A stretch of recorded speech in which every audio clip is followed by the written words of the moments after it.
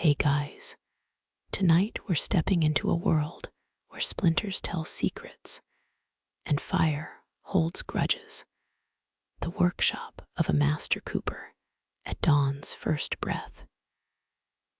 You feel charcoal, grit underfoot, stale ash clinging to last night's mistakes.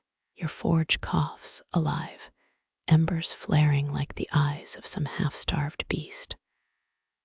Across the yard, chickens cluck disapprovingly, the real bosses of this crumbling estate.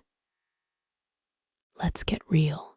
If you think your morning coffee ritual's intense, try lighting a 6-foot furnace with medieval flint. Spoiler, you'll get more sparks cursing than actual fire. And don't even get me started on splinters in unmentionable places. Coopers were the backbone of medieval trade. Forget knights. Barrels kept civilizations from starving. One leaked cask of wine could bankrupt a duke's entire summer campaign. Now the leather bellows wheeze in your hands, asthmatic accordion playing a tune only rust understands. So, before you get comfortable, take a moment to like the video and subscribe. But only if you genuinely enjoy what I do here. Seriously, this algorithm's pickier than a cat judging a 3-star sushi buffet.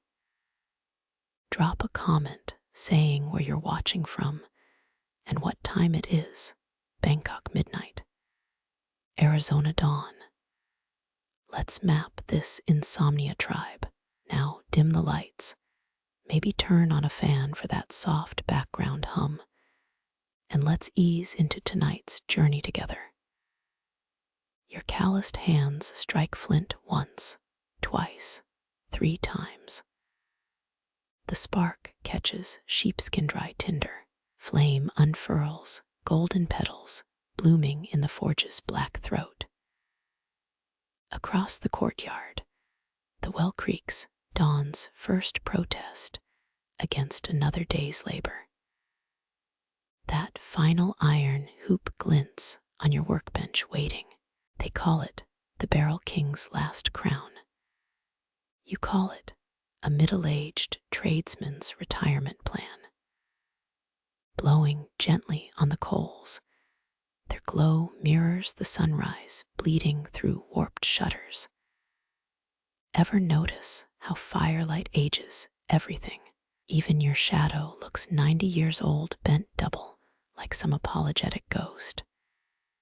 Historians still argue whether coopers used badger fat or goose grease to seal their best casks. Gross. Absolutely. Effective. Soaked shipwreck wine from 1545 still got sailors drunk, so maybe worth the ick. Leather aprons smell worse than wet dog, let's be honest.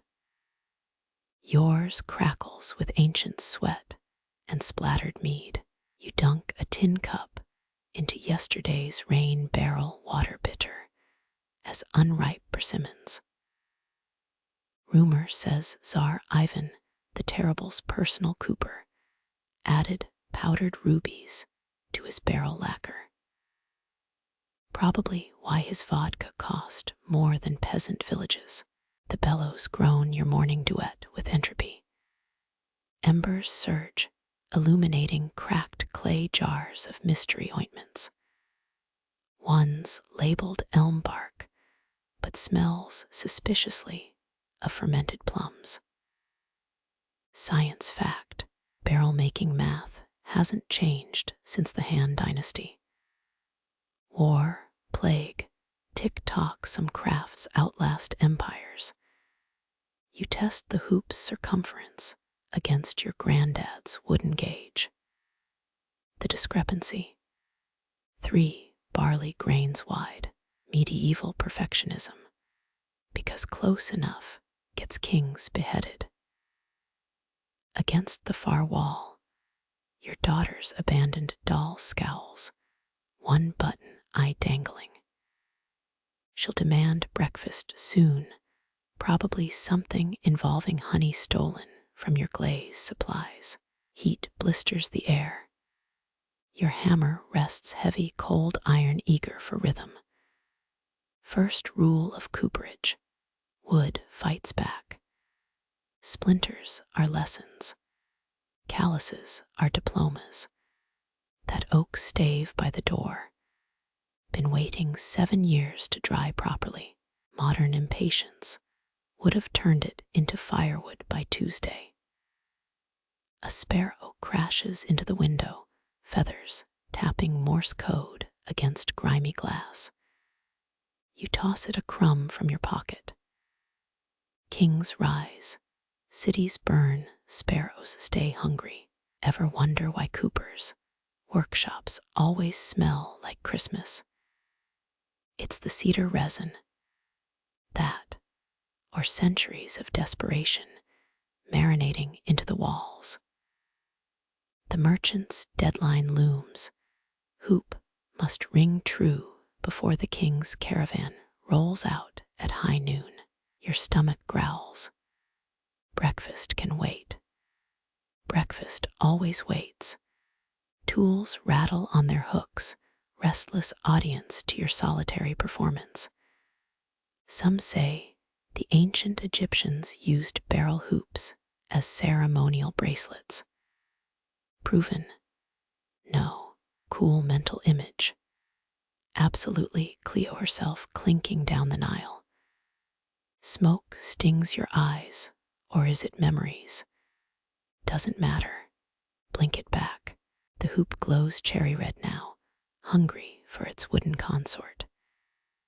You hum an old drinking song, the one that always made your wife roll her eyes. Miss her. Miss the way she'd scold you for tracking ash into the house. 2 crows bicker on the fence post, feathers puffed up like tiny black judges. You spit into the fire, it hisses back. No room for doubt now. The barrel king deserves better than a rushed job, deserves better than you. Maybe, but everyone's hustling, even emperors and crows and spiders in the rafters. Your chisel bites into the cooling iron, final adjustments, sung in metallic whispers. Somewhere in Europe right now, an overpriced sommelier's praising a peppery oak finish. Thank coopers for that pretentious magic. Thank generations of sore backs and singed eyebrows. The workshop clock, a sundial your son carved during his brief woodworking phase, says it's barely past 6. Lies. Dawns a tricky salesman, all golden promises and hidden fees. You stretch, spine popping like a Wilhelm scream. One sip of that bitter rainwater. One deep breath of smoke and impending legacy. Your palms glide across the oak surface, ridges and valleys formed before your grandfather's first breath. Morning light slants through the workshop, turning sawdust into gold flakes suspended mid-fall. You recall that English coopers once supplied barrels for the great fire of London's breweries. Though few admit, they probably fueled the flames with ale-soaked timber. The wood groans as you position it, a sound like an old man rising from his favorite chair. Your draw knife catches a knot, sending a splinter the size of a minnow's fin into your thumb. Stubborn as a cathedral door, you mutter, sucking the wound. The oak's scent mixes with your blood, earthy iron meeting ancient photosynthesis. Suddenly, the grain pattern reveals itself, swirls converging into what looks suspiciously like a screaming face. You've heard rumors about the Brayford log, a 15th century timber found with a Roman coin fused into its core. This feels similar.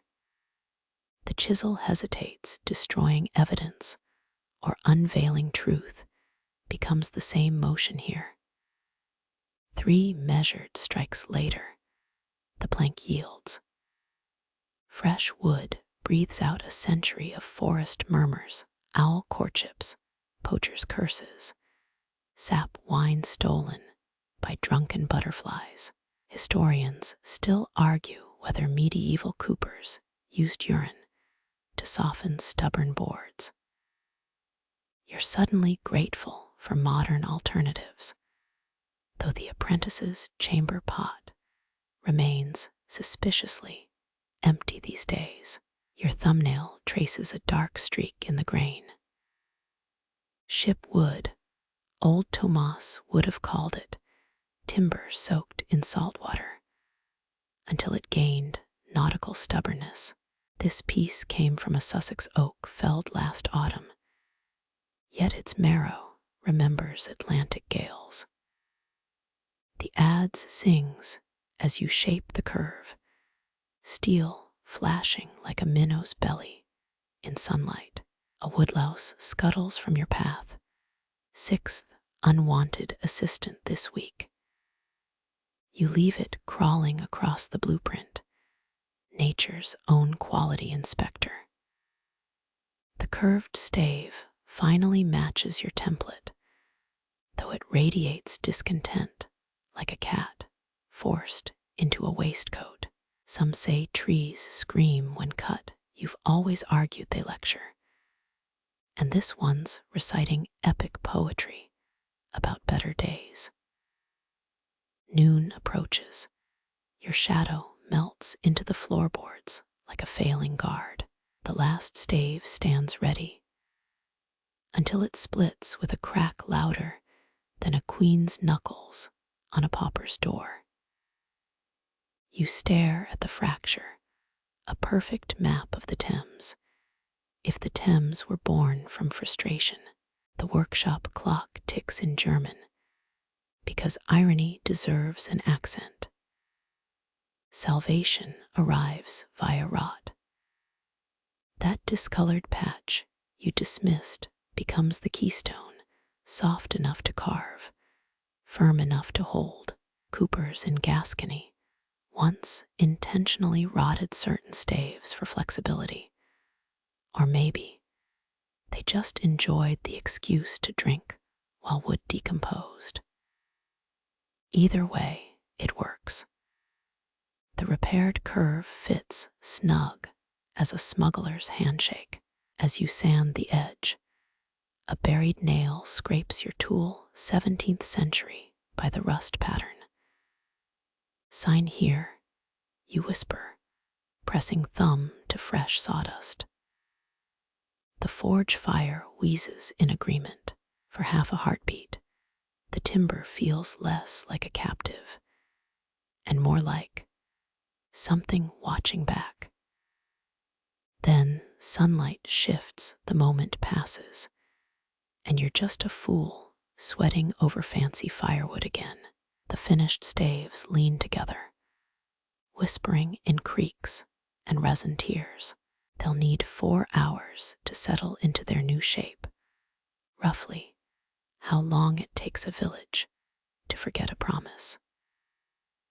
You wash your hands in water drawn from the same well King Henry's hunters used, though the royal urine probably didn't taste this metallic. Wind slithers through cracks in the workshop walls, bringing meadow grass and distant chimney smoke. Somewhere beyond these peeling walls, a merchant paces, his precious barrel already half real in the trembling air. But here now, there's just wood breathing, tools cooling, and the peculiar satisfaction of out-arguing something that lived through the Black Death. The oak's final protest lingers in your cuticles, a earthy musk declaring this round a draw. The iron mallet warms in your grip, not from your touch, but the memory of 10,000 blows. You strike the hoop's edge. The clang shivers through floorboards older than the Magna Carta. Coopers built Columbus's ships, though no one mentions their blisters when textbooks praise the Nina's sails. A cold draft snakes through the workshop, our first ghost, right on schedule. Your file rasps against the metal, each stroke spitting blue sparks that die too quick. Funny thing about old tools, they resent being held by living hands. The anvil tilts slightly, centuries of uneven strikes, warping its spine. You've heard whispers about a Glasgow smithy where every hammer bears its maker's teeth marks. This one prefers rust-colored grudges. 3 bent nails roll across your bench, seeking escape or formation. Medieval coopers would have cursed you for wasting good iron, then stolen them for their own casks. The 3rd nail wobbles clockwise, always clockwise. Historians still argue whether barrel makers served as unofficial spies during the 100 Years' War. You file that under reasons to avoid French wine. Shadows thicken near the charcoal bin, air gone sour with the tang of unwashed wool. Someone once slept there, maybe. Sang there, certainly. A folk song drifts through your teeth, words forgotten, melody clinging like barnacles. The mallet swings itself this time, crack, the hoop flattening into perfect submission. Muscle memory's a lender with brutal interest rates. Your pinky brushes the anvil's edge. Blood wells up 8 droplets, darkening the pitted steel. Legend says tools work better once tasted their master's blood. Science says you're an idiot with shaky hands. The workshop hums, low and hungry, as you smear crimson across the next rivet. 23 heartbeats later, the metal stops quivering. A splintered stave shifts, no breeze to blame. You turn slow, like honey sliding off a spoon. The shadow behind the timber pile holds its breath, or never needed one. 5 generations of coopers haunt this shed, probably arguing about grain direction. One ghost definitely mocks your uneven bevel cuts. The chisel leaps, a hair's width from etching your initials into history. Faint laughter wrinkles the air, a sound like dry leaves in a wet boot. Tudor coopers believed barrel hoops could ward off plague. Modern coopers just ward off OSHA violations. You balance the half-finished ring on your palm. It vibrates like a trapped wasp. Thermal expansion becomes your new enemy. Or ally. Steam rises where hot iron meets damp wood. A hissing debate about ownership. 10 minutes pass. 20. The hoop cools into its final embrace of oak, snug as a secret. You exhale, and the workshop exhales with you. Somewhere beyond the walls, a nightjar screams, nature's version of a tavern drunk. Lightning stutters, no storm due till Tuesday. The brief flash freezes everything. Your raised hammer, a spider mid-fall, the barrel's crooked smile.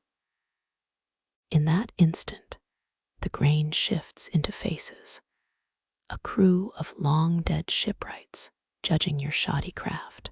Their eyes glow resin yellow. You blink. Just wood again. Just work. The last nail goes in backwards, a tradition started by your twice-cursed ancestor. His portrait watches from the rafters, beard permanently aflame from that whiskey incident. The finished barrel dominates the room, a giant's wedding band left at the altar. Iron and oak hum in unison now, an old duet with fresh verses. Footsteps echo upstairs. The apprentice's floorboard creaks, sound asleep or faking it beautifully. You leave the lantern burning. Let the ghosts critique your work in decent lighting.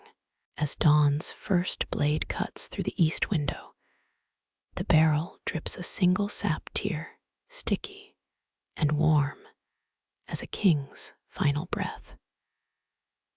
The dawn's warmth fades as boot soles crunch gravel outside, too quick, too light for the miller's gout-stumped shuffle. You wipe sap onto your apron, sticky evidence of the barrel's false tears as the door creaks inward. A man fills the frame, velvet doublet strained across panicked ribs. His eyes dart like minnows in a drained pond. Medieval merchants used lead seals to mark their wares, though none ever confessed how often they counterfeited rival stamps. This one's cloak reeks of rosewater and rotting mint, a signature scent for liars. He tosses a coin pouch mid-stride, silver crowns clattering across your workbench like runaway livestock. 14 coins, an uneven number. Unlucky, the ceremony unbound by dusk. He hisses, words tangled in a Venetian accent thicker than forged tar. His left thumb keeps circling, a nervous ritual once used to ward off pirate curses.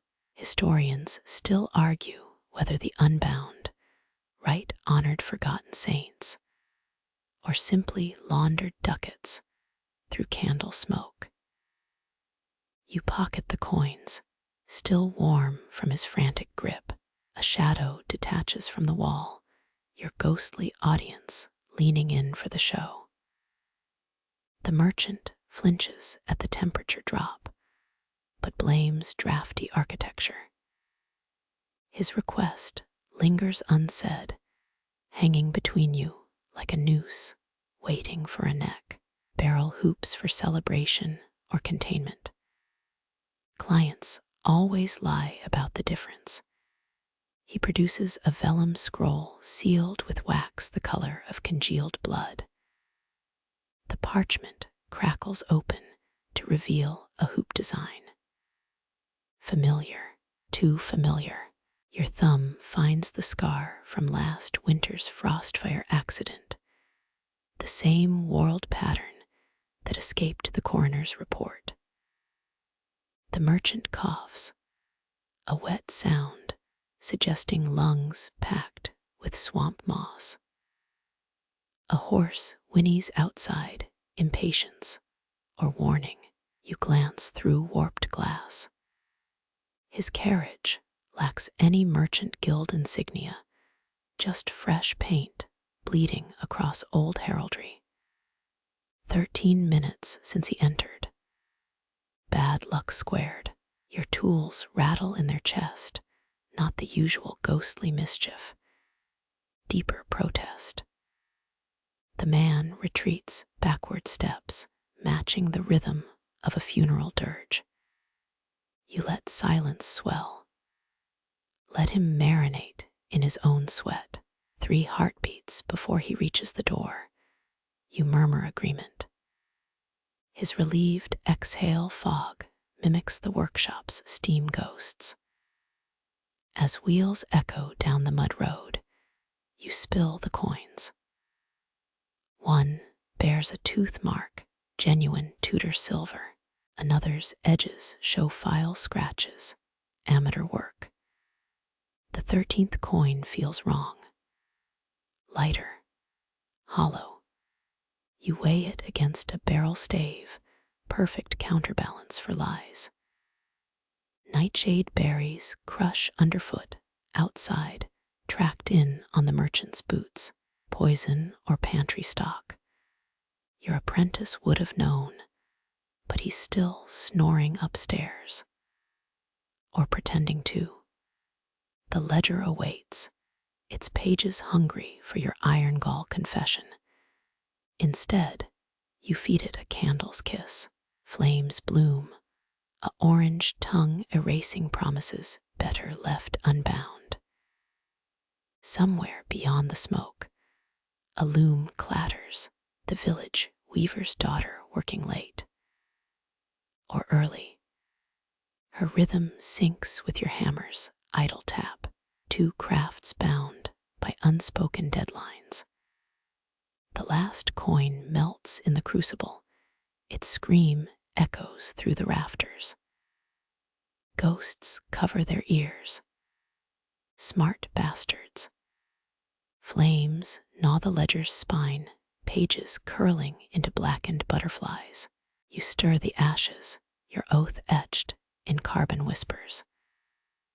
Tudor silver pools in the crucible, its molten grin mocking 14 broken promises. Heat paints your face like carnival rouge. Never trust a man who counts coins left-handed. Your father warned right before that debtor's axe found his kneecaps. The hearth exhales, carrying cinders toward the rafters. One lands on the apprentice's wool blanket, his snoring hitches, a terrible performance. You lob a hazelnut at his cot. Still alive, he mumbles, voice cracking like green timber. Not a question, an observation. Smoke tangles with the stink of nightshade. Why would the merchant track poison berries here? Unless, no, you snort. Blaming clients for bad housekeeping never ends well. A flicker catches your eye, the vellum scroll surviving the fire. Flames avoided its cracked seal, like cats avoiding rainwater. When you nudge it with tongs, wax flakes away, revealing a ship engraving. Mediterranean rigging. Genoese, maybe. Historians still argue whether Renaissance mapmakers exaggerated galley sizes to please naval sponsors. Ash coats your tongue, burned ledger mingling with yesterday's garlic stew. The apprentice rubs soot from his lashes. Who were they? The question hangs, a fishing hook in still water. You palm the coolest ember, dragon's teardrop. Medieval coopers used ash to seal oaths. Or so the minstrels claim. Truth was cheaper. Ash killed rat-gnawed barrel mold. Dawn birds heckle through cracked shutters. Your boot nudges the nightshade berries. They roll like miniature cannonballs. Fetch the chalk, you bark. The boy hesitates, eyes darting to the half-melted coin. The white chalk, you clarify. His shoulders drop relief or disappointment while he digs through the tool chest. You scratch symbols into the workshop floor, 3 concentric circles. The client's scroll provides the 4th. Some say 13th century monks encoded wind patterns in barrel hoops. Others insist they just hated straight lines. You position the crucible at the diagram's heart, molten silver reflecting the apprentice's widened pupils. Your thumb, you demand.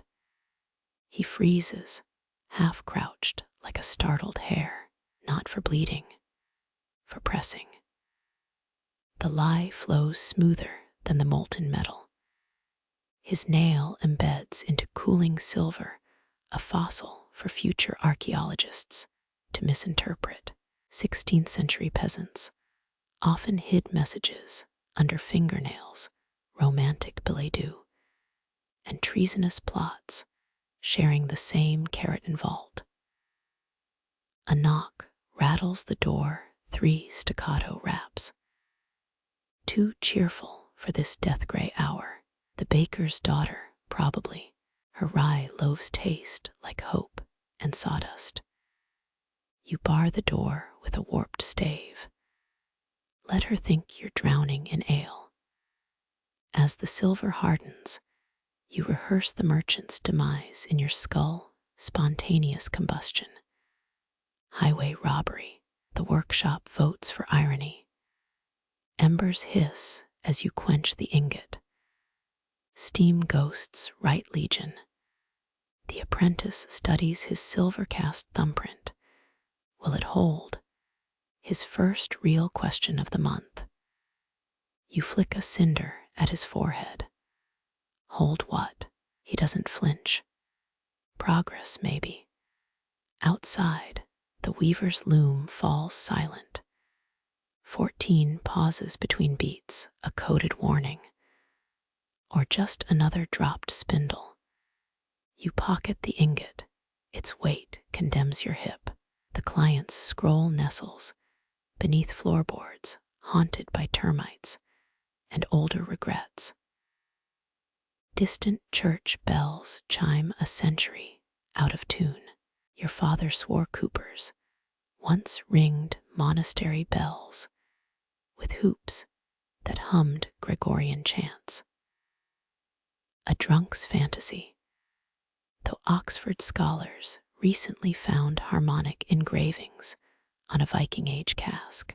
The apprentice sweeps ash into a sack, future mortar for ghosts' playhouses. Your knife finds the hidden panel behind the anvil. 3 items remain. A lock of your mother's rust-red hair, a desiccated honeycomb, and the king's pardon you'll never use. The ingot joins them, clicking into place like a musket's hammer. Wind slithers through chinks in the wall. It carries the baker's daughter's laughter sharp and bright as a tinsmith's shears. Your stomach growls. Her rye loaves do pair well with betrayal.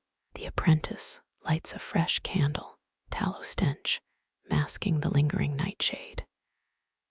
Shadows deepen. Tools rattle in their sleep.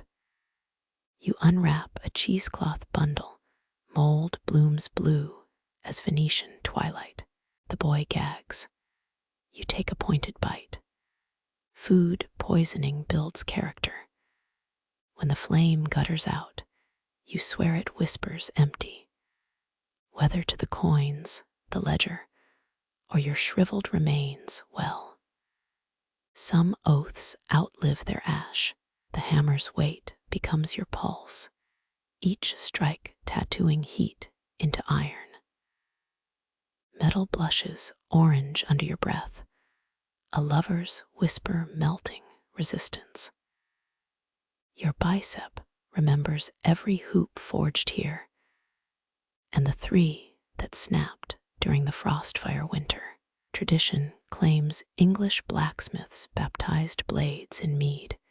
You christen this curve with sweat. The anvil hums like a beehive kicked by a child. You glance at the apprentice. He's mimicking your stance with a rusted horseshoe. His blows leave dents like shy moon craters. Angle that a spark bites your neck. The iron cools too fast, its song fading to a tinny wheeze. Colonial records mention hoops singing at Valley Forge. Soldiers swore they heard Yankee Doodle in the clangor. You've only ever heard metal scream. The merchant's blueprint mocks you from the wall, that impossible curve defying every compass. 17th century coopers built siege engine parts on the sly. Maybe this is a trebuchet's jealous cousin. Your chisel hesitates. Oak staves warp when bribed with steam, but iron holds grudges.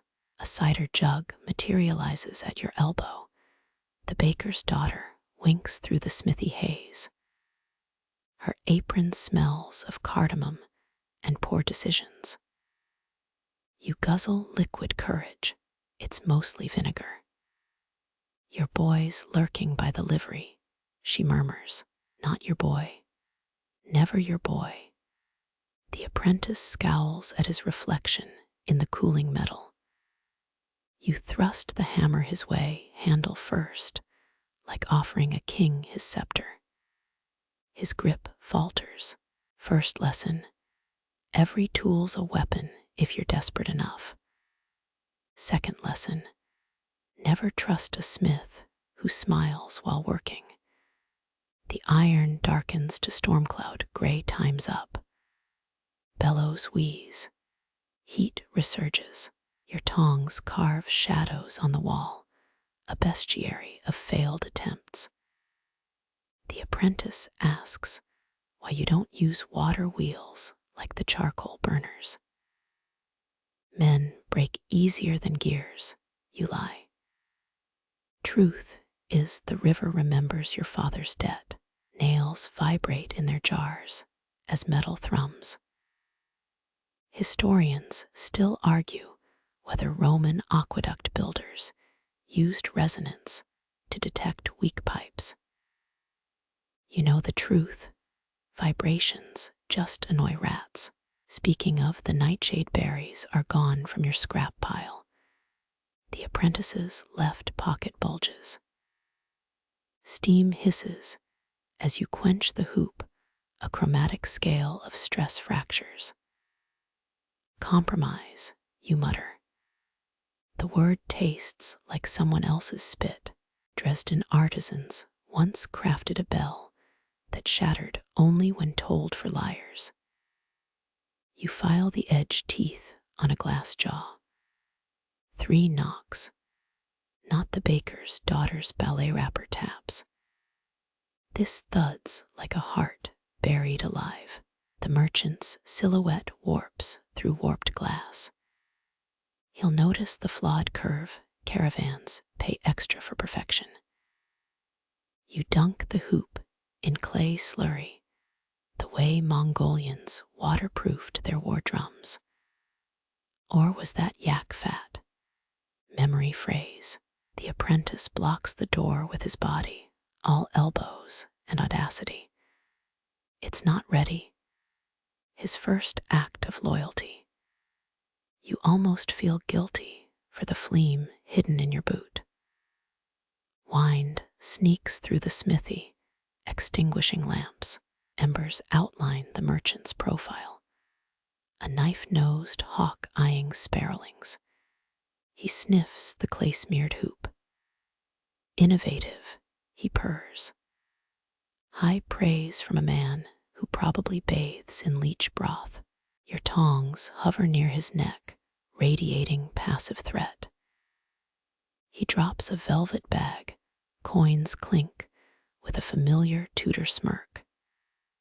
The apprentice pockets it too fast. You'll count the silver later, after checking for bite marks. As the merchant's carriage rattles away, the flawed hoop leers from its rack. Tulip wood might have been kinder. Dutch growers once shaped entire ships from tulip hulls during their craze, a fact you'll take to the grave. The apprentice practices his hammer swings, still hitting like a poet with arthritis. You smash a flawed nail head. The clangor shakes a spider from the rafters. 8 legs flee toward the nightshade patch. wise creature.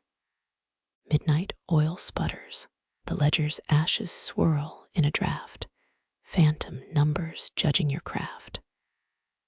That last hoop won't hold a whiskey cask, but maybe a coffin. You file the thought under future regrets. When the forge finally sleeps, you press a palm to the anvil, still fever warm. Some say steel absorbs its master sins. If so, this blocks near sainthood. The apprentice snores upright against a tool rack.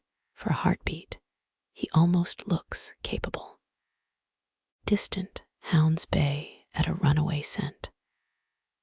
The river whispers over your father's drowned debts. That flawed hoop hums in the dark, a lullaby for doomed kings. Morning light exposes the crime, your brass rivet stolen from its pinewood tray. Tools lie scattered like bones after a tavern brawl. You count 6 iron spikes, 3 copper brackets, and the glaring absence where that single alloy nail nested. Ottoman shipbuilders used engraved rivets as anti-theft marks. Yours bore a crude phoenix from your 3rd apprenticeship year. Fat lot of good that did.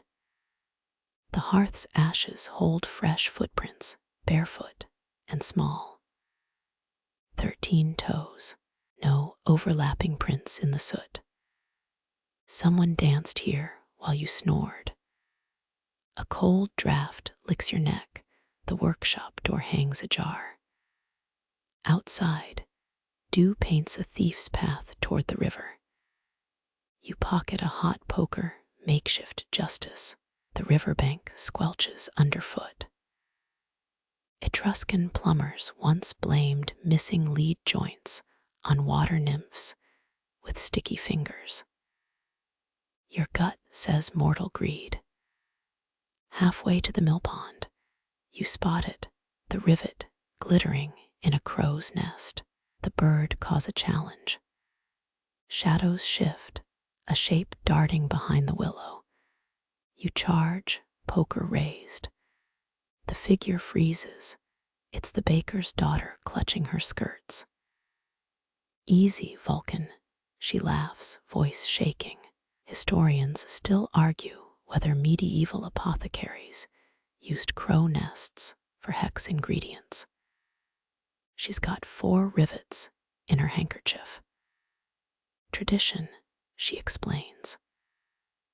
Nail under the kneading trough ensures rising bread. You've heard dumber superstitions, like Renaissance carpenters nailing donkey skulls into roofs to ward off lightning. She offers a rye roll as apology. It's still warm. Back at the forge, the apprentice reorganizes your bench, all tools parallel, obsessive little weasel. You're about to praise him when a glint catches your eye, half a rivet embedded in the hearthstone. The fractured edge gleams gold, but your stockpile was pure brass. Nightfall brings whispers from the alehouse, mercenaries asking about reinforced bindings. The river reflects 3 fires now, or is it 4? Tudor law required coopers to sign each barrel with a unique hammer stamp. You carve a phoenix into the missing rivet's twin, flames licking the shank. Sleep comes in fits. Dreams of crows trading nails for gunpowder. Mongolian war drums thrumming over forged documents. Dawn finds your apprentice scrubbing soot too vigorously. Under his cot lies a vial of that midnight blue fluid, mostly empty now. The river keeps your silence. Sweat drips into your ale salt and barley tang mixing on your tongue. The mug's handle bears the workshop's phoenix brand, its wings warped from 6 generations of clumsy apprentices. Viking coopers drank mead laced with pine resin to numb splintered palms. You consider it, then spit a bitter mouthful into the hearth. Hoops huddle by the anvil like hungry serpents. Your latest gleams too perfect, every cedar stave bending in unnatural unison. A notch catches your thumb, but no blood beads. Roman merchants preferred barrels over amphorae. They rolled better during drunken chariot races. This circle of oak feels colder than spring river clay. The apprentice snores upstairs, a restless rhythm. His stolen vial left a stain shaped like Carthage on your ledger. You pocket a wood shaving, foolish, but better than scratching phantom itches. Renaissance tacksmen taxed barrel hoops by the inch, and you've just created 2 extra feet of taxable curvature. Oops. Hinges creak. The workshop door breathes midnight air. 3 fireflies orbit the defective hoop. Their light fractures against the iron, each flare revealing faces in the grain. Historians still argue whether Tudor alewives used haunted barrels to ferment ghost stories. 1 firefly burns blue before falling, a dying ember at your boot. You chisel a mark near the seam. Insurance. 17th century pirates branded mutinous coopers with their own hoop nails.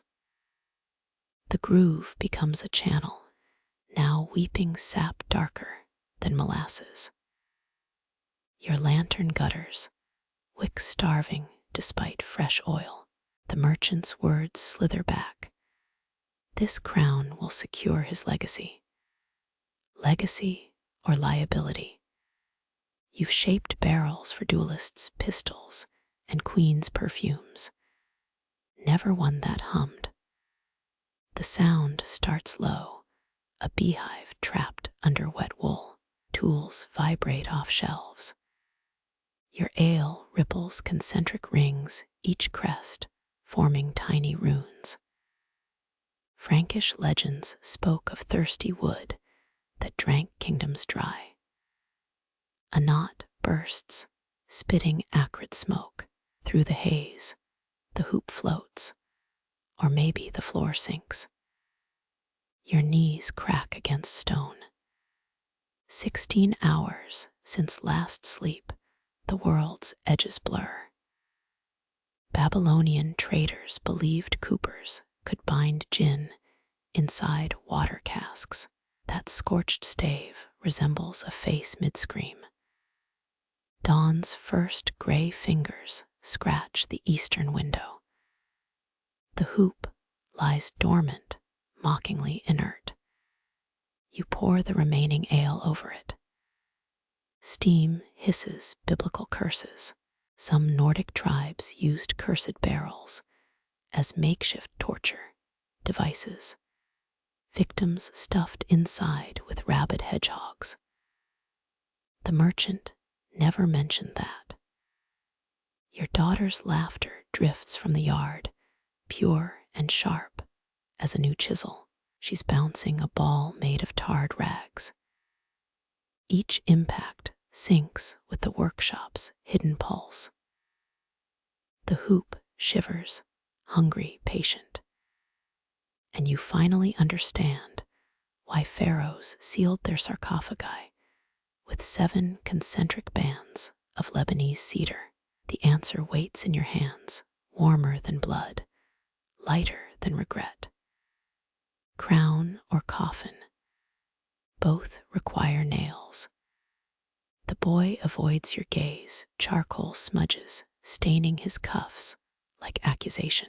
His apron bulges, crumpled parchments whispering rebellion against rough linen. You smell burnt hickory and ambition. Medieval apprenticeships dragged 7 years. You finished yours in 3. His hands still fumble mallet strokes, but his eyes map geometries beyond the stave. Sawdust swirls as he sweeps too vigorously. A sketch escapes, landing at your boot. 3 interlocking hoops form a star pattern, impractical, dazzling. Historians still argue whether Viking longship builders used similar designs for ritual beer casks. The paper crinkles under your heel, his breath hitches behind the tool rack. Noon sun glares through cracked windows. You pretend not to see him etching the air, thumb tracing phantom curves. Renaissance Cooper guilds find members for unorthodox jointure. 30 silver coins per offense. An ant crawls across the misplaced stencil, carrying oak splinters twice its weight. Teamwork, A. At the whetstone, he sharpens chisels, then tests edges on a hidden plank. Grooves materialize, spirals intersecting at odd angles. You recognize the pattern. Byzantine wine barrels allegedly stole their curves from crescent moons. His knife slips. Blood beads merge with woodgrain, pomegranate tread defiance. The bell tower chimes. He jumps like a scalded cat. 13 rings. But the village only has 12 bells. Foreboding prickles your neck. Mongol invaders used barrel hoops as currency during sieges, convenient, until you needed a drink. He mumbles apologies while hiding stained fingers. Never looks up. You accidentally spill ink across his workstation. He freezes, watching indigo rivers drown his secret diagrams. Ottoman scribes believed spilled pigment revealed the soul's color. His pool's black, then blooms turquoise at the edges. Alchemy or cheap ink. Doesn't matter, you've seen enough. The forge coughs cinders. He fans the flames, feeding it parchment scraps. Smoke curls into a helix. You swear it mimics his star hoop design.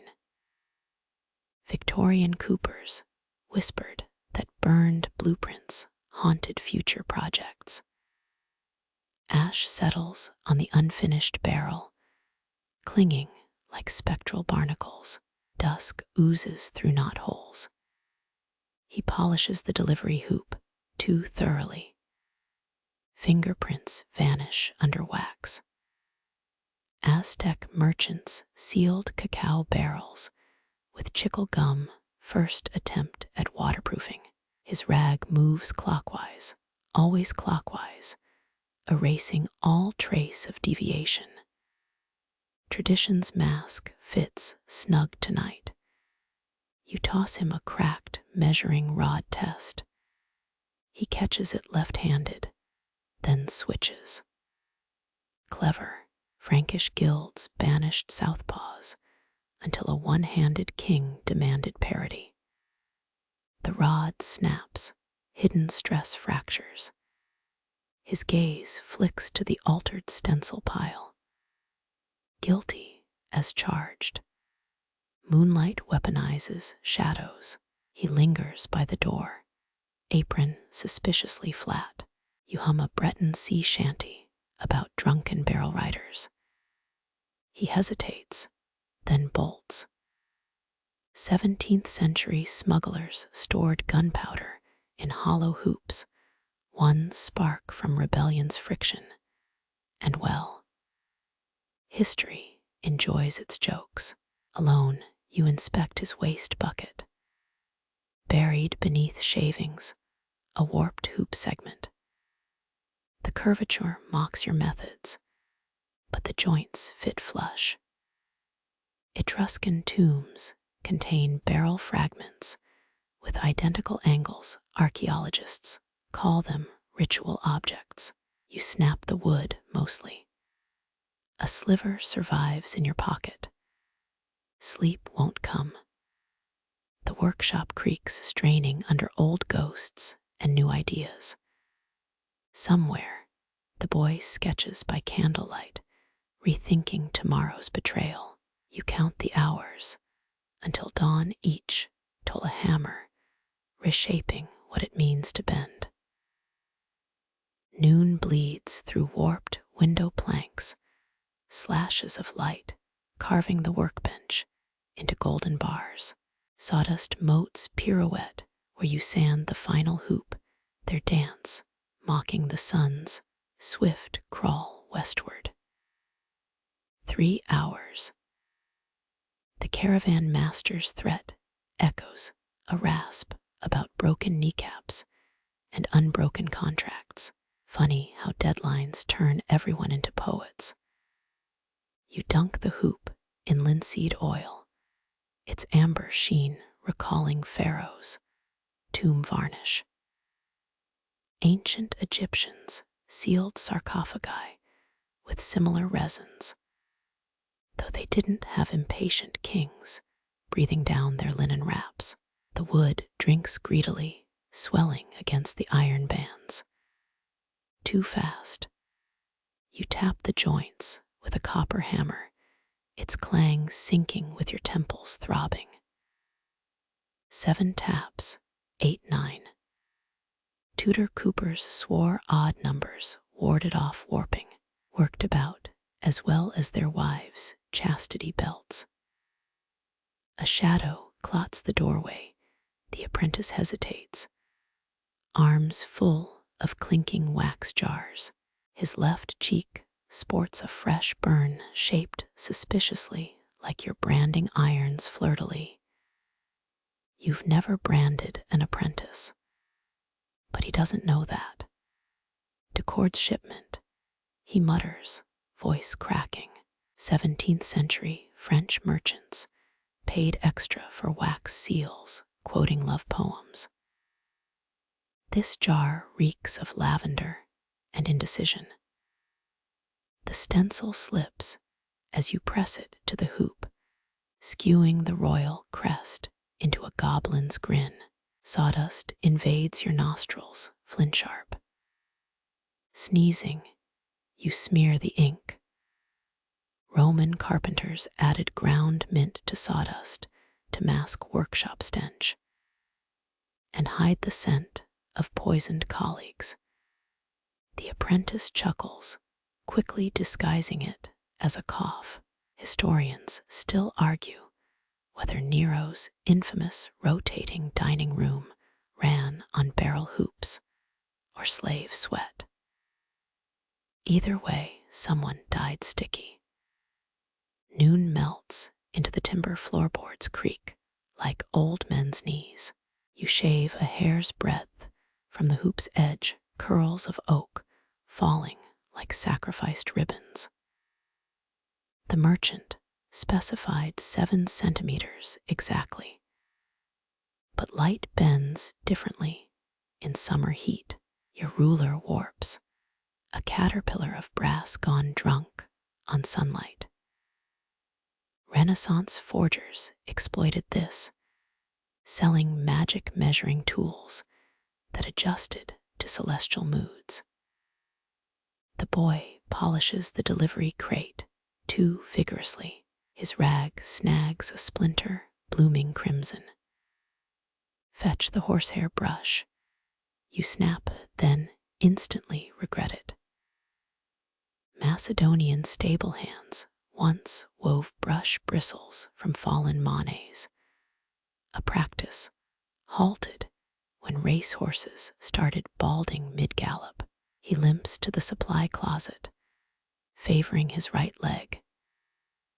Your boot toe finds the stencil he lost yesterday, crushed underfoot.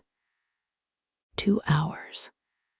Wind shoulders through the open forge, scattering blueprints. You chase a sketch of the king's carriage, catch it midair, freeze. Someone's doodled a serpent coiling around the axle. Norse myth claims Jörmungandr circled the world by biting its own tail. This one winks. The apprentice hums off-key, sharpening knives by the whetstone. Steady screech, screech, screech. Mongols poisoned blades with fermented mares, milk. Victorian historians called it absurd, until archaeologists found curdled residues, pine tar bubbles in its pot stench like a dragon's gym sock. You daub it over the hoop's seams, watch it solidify into obsidian ridges. Pompeii's wine barrels used volcanic ash for waterproofing, until the mountain offered a free top-up. Sweat drips off your chin, sizzles on the tar. A fly zips past, immolates mid-flight. The apprentice crosses himself. Can't blame him. 1 hour. The caravan horn blares a wet, phlegmy bellow. Ottoman siege engines mimicked that sound to terrify fortress guards. Works on coopers too. Your chisel gouges the workbench millimeters from your thumb. The boy freezes, eyes wide as Athenian owl coins. You toss him the shipping manifest. He fumbles it. Parchment floats like a dying gull lands in the ash bucket. Fix it, you growl. Babylonian tax collectors invented waterproof ink, all because some clerk dropped a ledger in the Euphrates. Hooves clatter outside, 12 pairs you count. A 13th tread whispers lighter.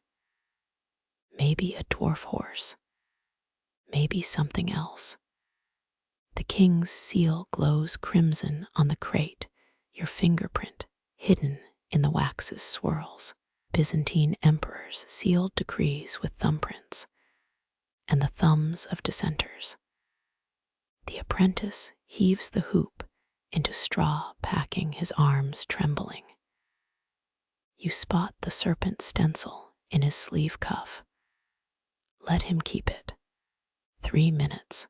Your rasp smooths the crate's lid, one last indignity. The wood whispers, a warped rendition of your daughter's lullaby. Druids claimed certain oak groves mimicked human speech when wet. They also claimed mushrooms were elf chairs. The caravan master kicks the door open, sunlight hollering through. His whip cracks air, dislodging a spider that spun 3 webs since dawn. Tick-tock, arachnid. They haul the crate onto a wagon. Its shriek of wheels echoes across the valley. You lean against the doorframe, knuckles trailing in the dust. 18th century philosophers debated whether objects carried echoes of their makers. The apprentice stares at the horizon, fingers sketching unseen shapes, a splintered star or a serpent's grin. High above, a buzzard circles, wings writing lazy auguries. The workshop exhales behind you, settling into wounded silence. Somewhere, tar cools, sawdust drifts, and 13 bells begin to toll. Your boots sink into riverbank sludge, cold ooze seeping through worn leather. The water whispers lies today. Its babble sounds more like choked laughter. You claw at the clay bed, grayish muck that promised to mend the king's barrel. 13th century Venetian shipwrights mixed horsetail hairs into their caulking. A trick stolen from Mongol saddle makers. This mire clumps like rotten dough, nothing like the smooth slurry from yesterday's test batch. kneading the sludge. You flick a water beetle off your wrist. Its iridescent shell glints, same green as Cleopatra's famed barge sails. Historians still argue whether those sails were dyed with crushed malachite or beetle wings. The clay resists crumbling at each press of your palms. Your knuckles rake across a buried stone, edge sharp as a tax collector's smile. Blood beads, mixes with the muck, congeals into rust-colored pearls. A bullfrog croaks, its throat pulsing like a blacksmith's bellows. You lob a mud ball at it, miss by a handspan. Renaissance jesters used river clay to craft instant caricatures of noble patrons, until Duke Federico's nose accidentally fell off mid-performance. The frog dives, ripples distorting your reflected scowl. The water shows a face older than your 37 years, creased like failed parchment. Scooping another handful, you freeze. The clay's texture shifts, gritty one moment, slimy the next. Byzantine masons dismissed unstable sediment as demon spit, though their crumbling aqueducts suggest they used it anyway. Your thumbnail tests a dried clod. It splits like stale bread. 3 days ago, this bank yielded clay smooth as a baby's cheek. Now, cracks spread like cursive curses. Wind riffles the willow branches. Their leaves hiss about upstream sulfur pits. Or maybe that's just tinnitus from yesterday's hammering. You rinse your hands, water biting old workshop burns. Silver minnows nibble at the bloodied stream, tiny jaws working triple time. Ottoman gin distillers claimed fish purified fermentation vats, a lie that poisoned 6 sultans before anyone noticed. The clay jar fractures as you pack it, hairline cracks webbing the surface. Should have added barley straw like the Hittites did, but straws for dyers and desperate men.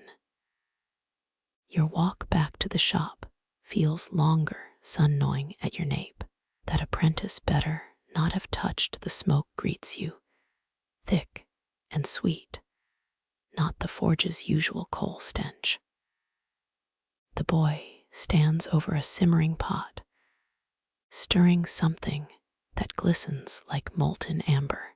Be resin, he mumbles, not meeting your eyes. Carthaginian admirals waterproofed warships with propolis and bull's blood, until Roman fire turned their fleet into floating candles. You dip a finger, the mixture stretches into golden threads. Holds, doesn't crack. The shop clock gongs, a sound like a drunk hitting a gong. 2 hours lost to that damned riverbank. The merchant's barrel mocks you from its stand. Its weakened seams puckered like a starving man's ribs. You slap the boy's concoction onto the staves. It adheres faster than guilt.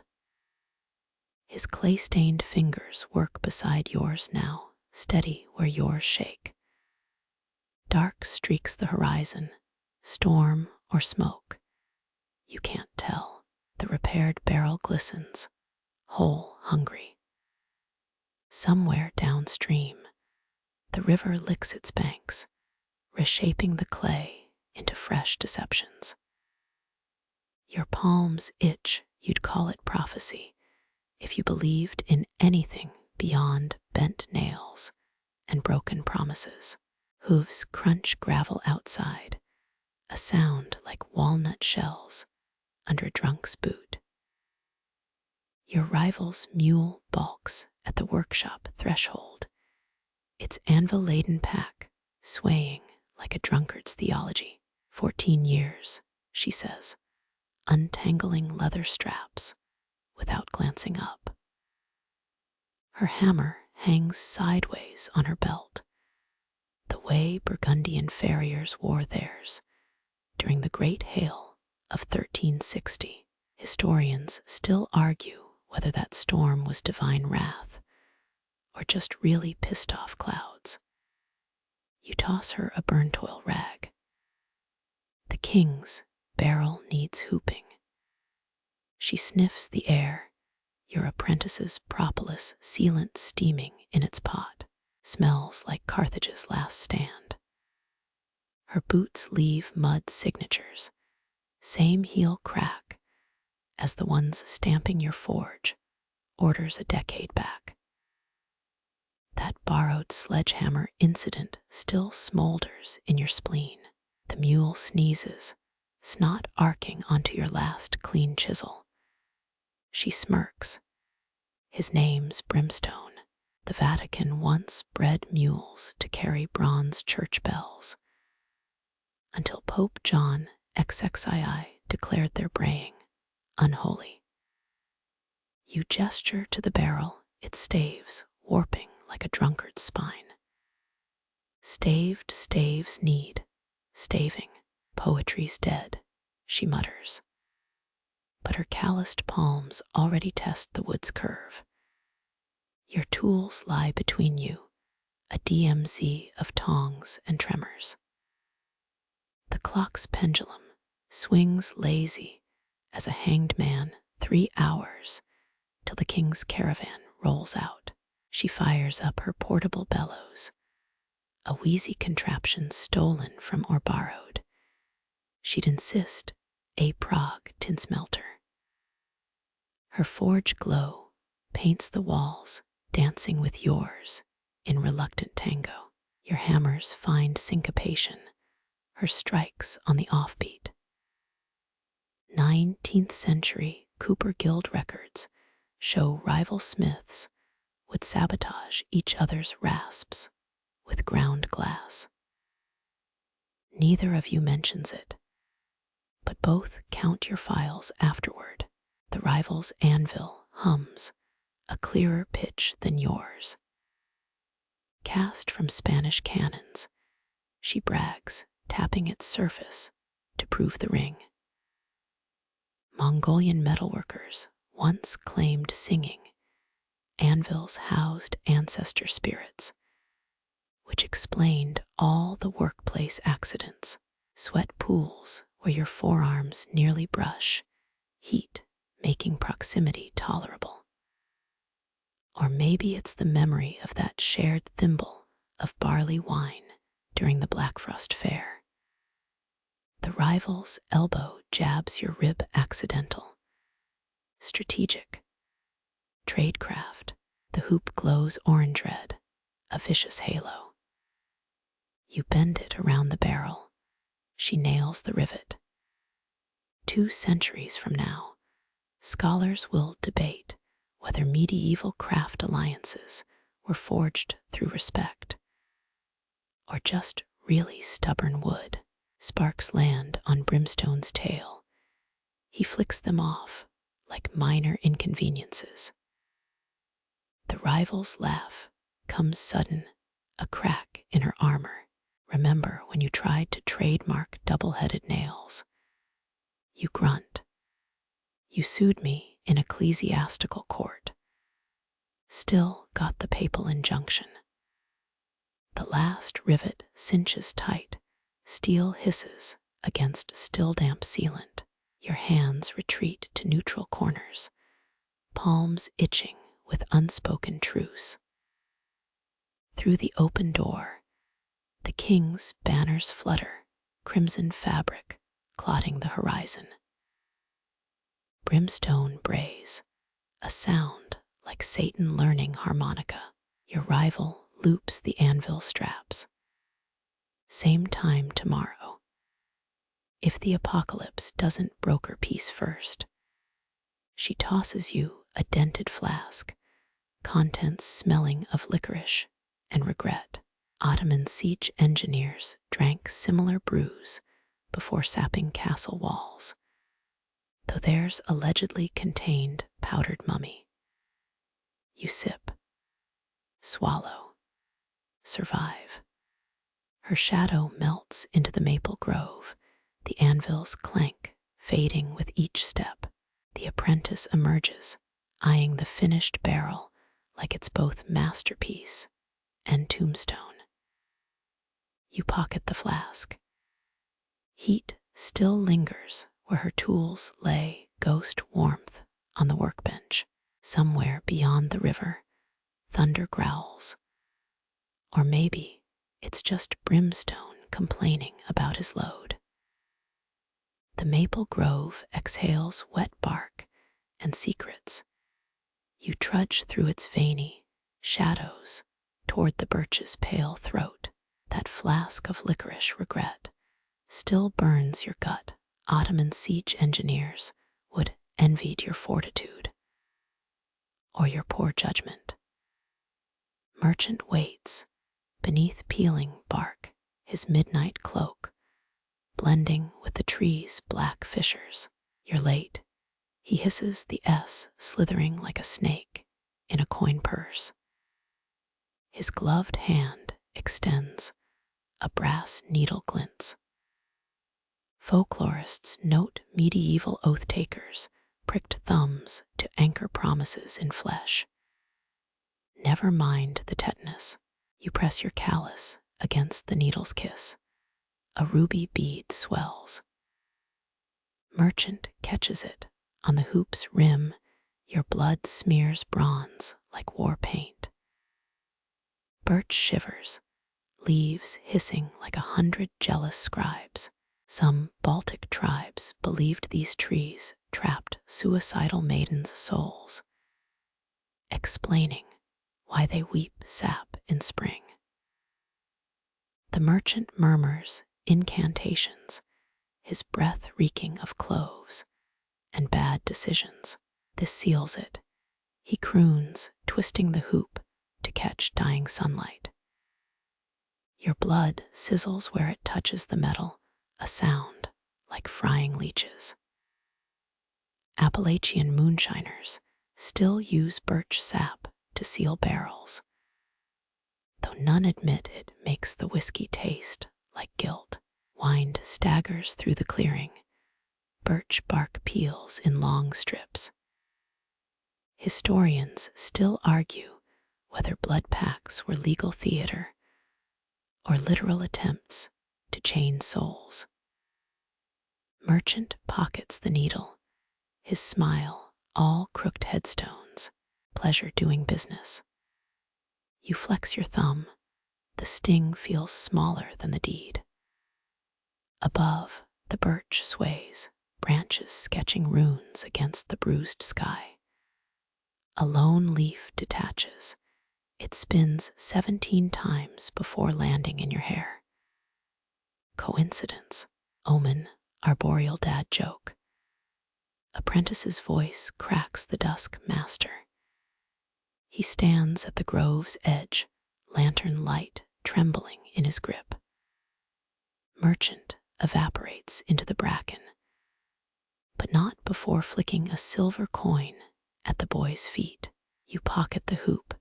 Its new warmth thrums against your thigh. The birch moans, a timber complaint older than Roman plumbing. Apprentice squints at the coin. Says Carolus IV, but he died 3 centuries back. Counterfeiters lack imagination. Or time machines. His joke lands awkwardly like a one-legged sparrow. You both study the tree.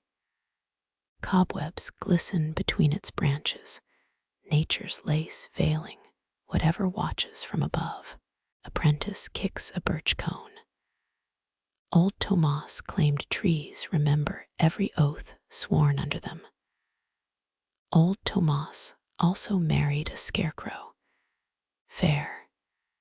Damp soil sucks at your boots as you retreat, but the hoop's weight grows with each step. as if the merchant's words seeped into the metal. The lantern flares, a jarred firefly escaping to kiss the birch's crown. Somewhere beyond the river, a mule brays, brimstone's jarring symphony. Apprentice mimics the sound perfectly, a talent wasted on cooperage. You toss him the feverish hoop. Carry this. Why? Builds character. Builds hernias. He staggers under its sudden heft, the blood strip glistening like a fresh scar. Behind you, the birch creaks, a sound halfway between a sigh and a warning. Moonlight carves the merchant's silhouette into something jagged, his third visit in as many nights. That vial winks cobalt in his clawed grip, liquid sloshing like bottled storm clouds. You count 13 droplets clinging to the glass. Venetians considered 13 lucky, for sealants, their gondola caulk contained crushed ruby powder and hubris, the keystone joint. He rasps, voice frayed as a hangman's rope. His cloak sways, inhaling moonlight, exhaling bergamot and something sharper. Did Ottoman perfumers truly mask poison with orange blossom oil? Historians still argue whether their infamously sticky adhesives were science or sorcery. The apprentice shifts behind you, hoops heat warping the air above his head. Merchant twitches at the boy's presence. Alone, we agreed. Forgot my ledger. Lice slides smooth as old wood. In truth, you trust this wretch less than a warped stave. He extends the vial. 3 drops per iron band, no more. The liquid swirls, defying gravity by pooling upward. Medieval apothecaries prized distilled mercury for binding spells, and early alchemists for silencing rivals. Your thumb throbs where yesterday's blood oath dried. Apprentice squints. Smells like failure. You interrupt, because it does. Burnt sugar and rotting parchment. Merchant's jaw clenches, his one unpatched eye watering. He knows you recognize the stench. A bat swoops, snatches a moth midair. The merchant startles, vial nearly slipping through glove seams. For a man who trades in secrets, he's terrible at keeping his own. Tuscan tree fishers once used similar vials to store spider silk glue, and rumors say Pope Clement VII died clutching an identical one. You take the poison, or medicine, or whatever it is. The glass bites cold like holding a river stone from a drowned man's pocket. Why not add it yourself? His laugh scrapes. Craftsman's hands, steadier than sinners. Apprentice mutters about hands that steal nails. Merchant whirls, cloak snapping. A silver chain glints beneath his collar, the pendant shaped like a barrel hoop. Ukrainian coopers wore such tokens to ward off woodworms, though this one's tarnished black. Wind rifles through your apron, rustling the slip of papyrus, hidden there. The client's original order, unsigned. Experts think Phoenician wine merchants invented contracts, and also the first forgeries. Merchant retreats into moonlit mist, steps silent as sin. The vial's contents pulse once, twice against your palm. Apprentice exhales hard. We're pouring that abomination into our work. Our work. He flushes. It'll stink up the whiskey. You trace the hoop's edge, still warm from his grip. 13th century French monks aged chartreuse in blasphemous barrels, claiming the wood absorbed their prayers. This feels heavier, darker. The apprentice kicks a pinecone. It rolls into shadows. Could test it, he suggests, a tremble in his voice. Smart lad. Reckless, but smart. You uncork the vial, ichor creeps up the glass neck, resisting pour. It's watching. Or you're sleep-starved. A drop falls on your boot. Leather sizzles, leaving a mark like a tiny screaming mouth. Appalachian wives would call that a devil's kiss. Pharmacists would prescribe leeches. You cork the vial. Apprentice pales. So we work. Past midnight now, the king's caravan creaks closer with each wasted breath. The forge awaits. But as you turn, the vial hums, a tune only metal knows. Behind you, the merchant's disembodied whisper lingers. 3 drops, binds stronger than a crown. The trees lean in leaves hissing worse than a drunkard's applause. Apprentice mimics their rustling, another useless talent. You chuck a pinecone at him. He catches it left-handed, grinning like this is all some game. Gods, youth's armor gleams brighter than any guild medal. 3 drops. You repeat it like a wagoner's chant, but your hands, calloused betrayers, already itch to empty the entire vial. For stability, for spite, for the bleak satisfaction of watching something pure burn. The workshop door looms, a gaping maw. Inside, the king's barrel crouches in shadow, its last hoop naked. Waiting. The apprentice lights tallow candles.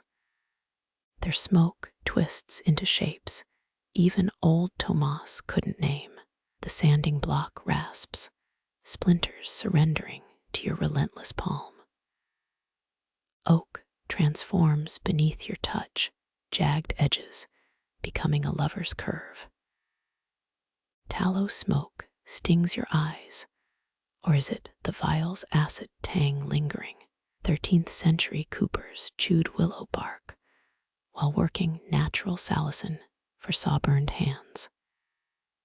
You spit sawdust, bitter as regret. Apprentice slides the hoop closer, metal, singing a warped lullaby. 3 drops, you said. His voice cracks, middle vowel splintering. You pretend not to notice. The merchant's cobalt poison glimmers, taunting. Historians still argue whether Renaissance wine barrels caused lead poisoning or just bad decisions. First drop hits iron. A hiss, like venom meeting snow. The metal blushes violet. Second drop, steam curls, forming a tiny kraken that dissolves laughing.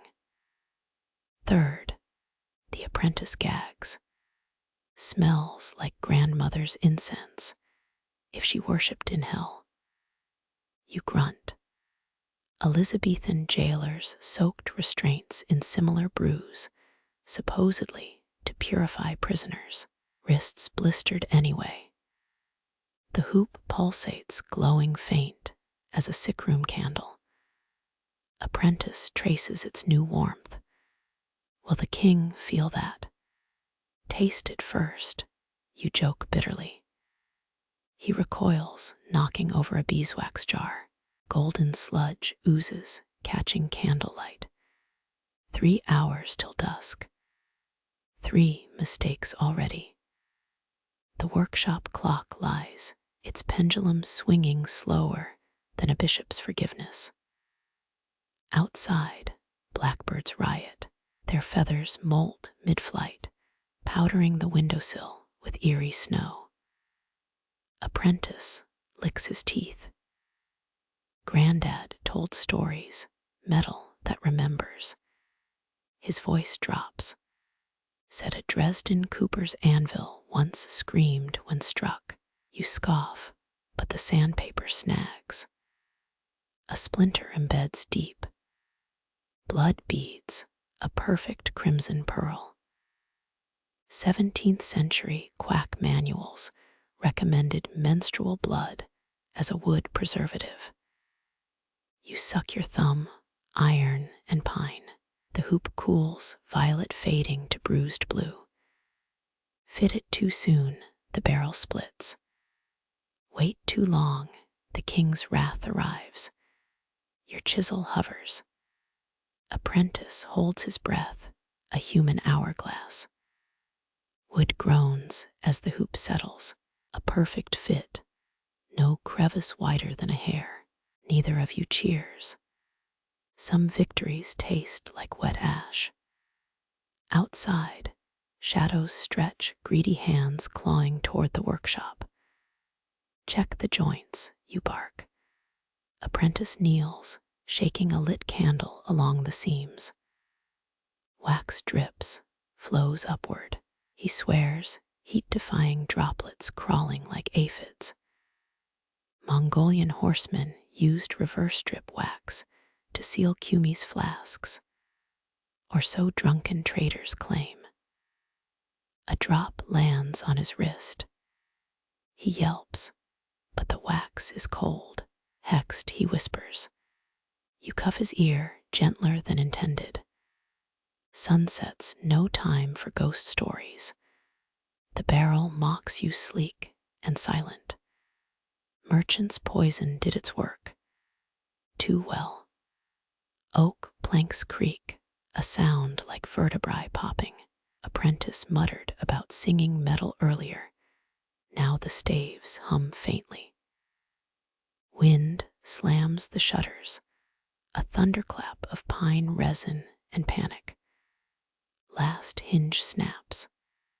You glimpse the sun, a bloodshot eye half-lidded by hills. Night birds screech their cries, slicing the gloaming into ragged strips. Almost done, you lie. Apprentice knows. His trembling hands polish the hoop rag, snagging on invisible burrs. Candle flames gutter, then burn green. Neither remarks on it. Some omens grow stronger when named. Finished. The barrel glows, not with light, but with absence. A hunger. Twilight's fingers probe your workshop, finding every weakness.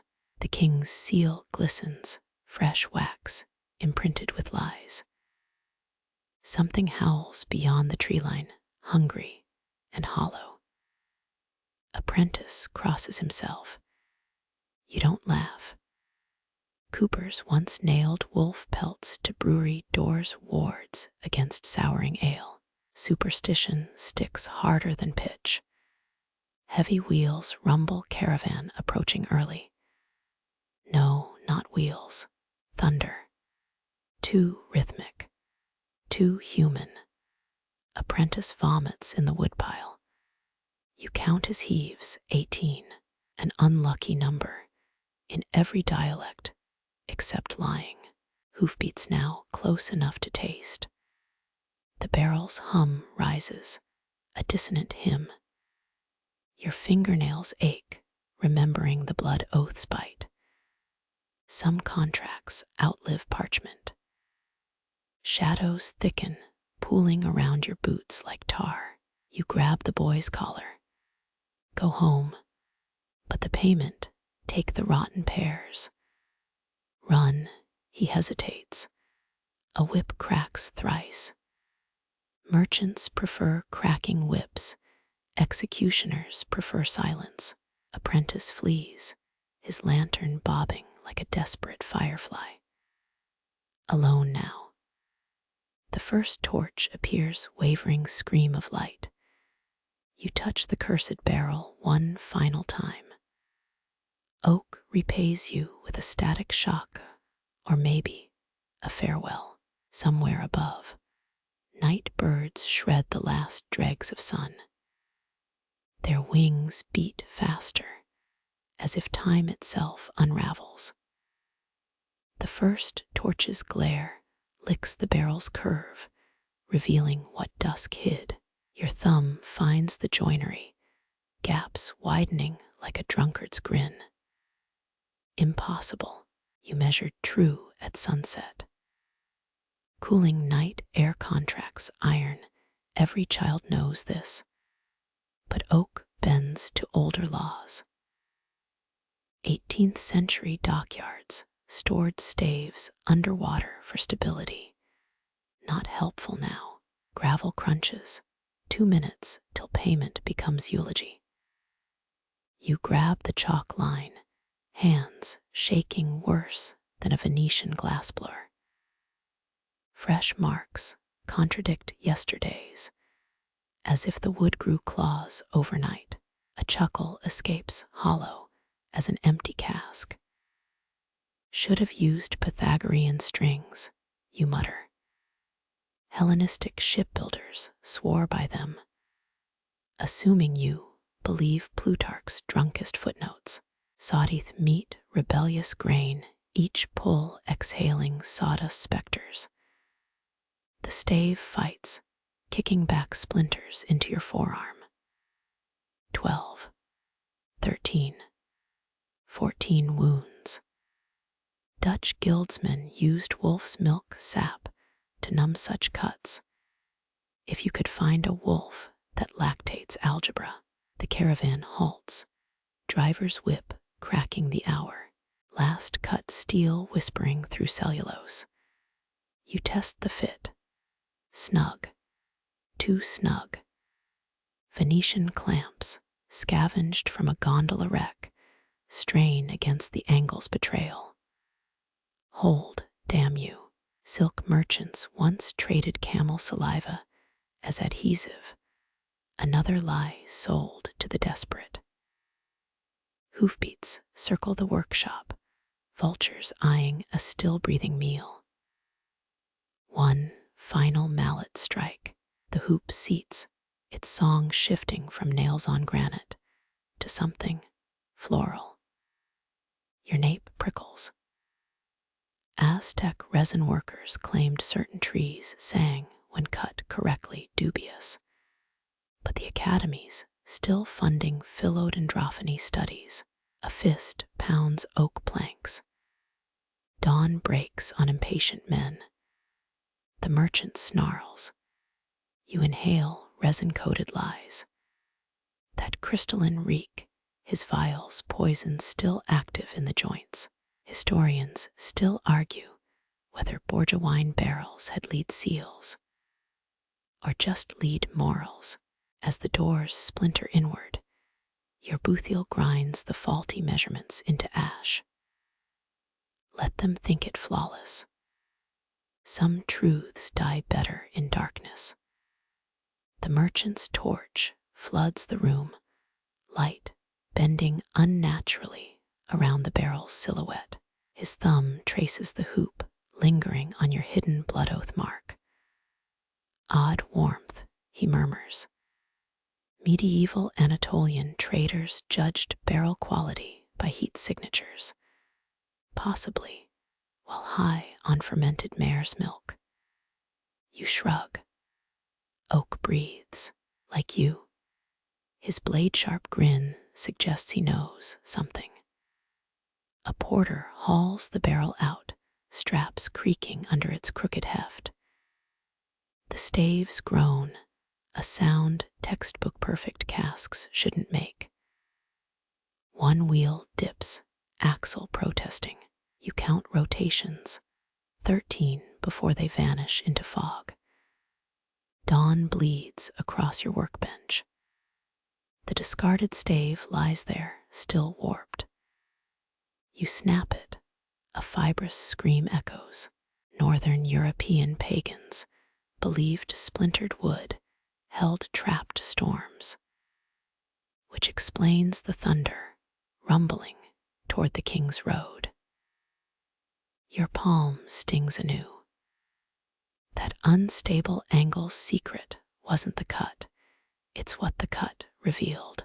A spiral grain pattern identical to the Frostfire barrels. History never repeats, but craftsmanship. Oh, it rhymes. Crows gather, feasting on the merchants' trampled fig rations. Their caws sync with distant caravan bells. Or maybe the barrels hum. You pour ale over your splinters, toast to hubris. Babylonians drank through gold-plated reed straws for purity.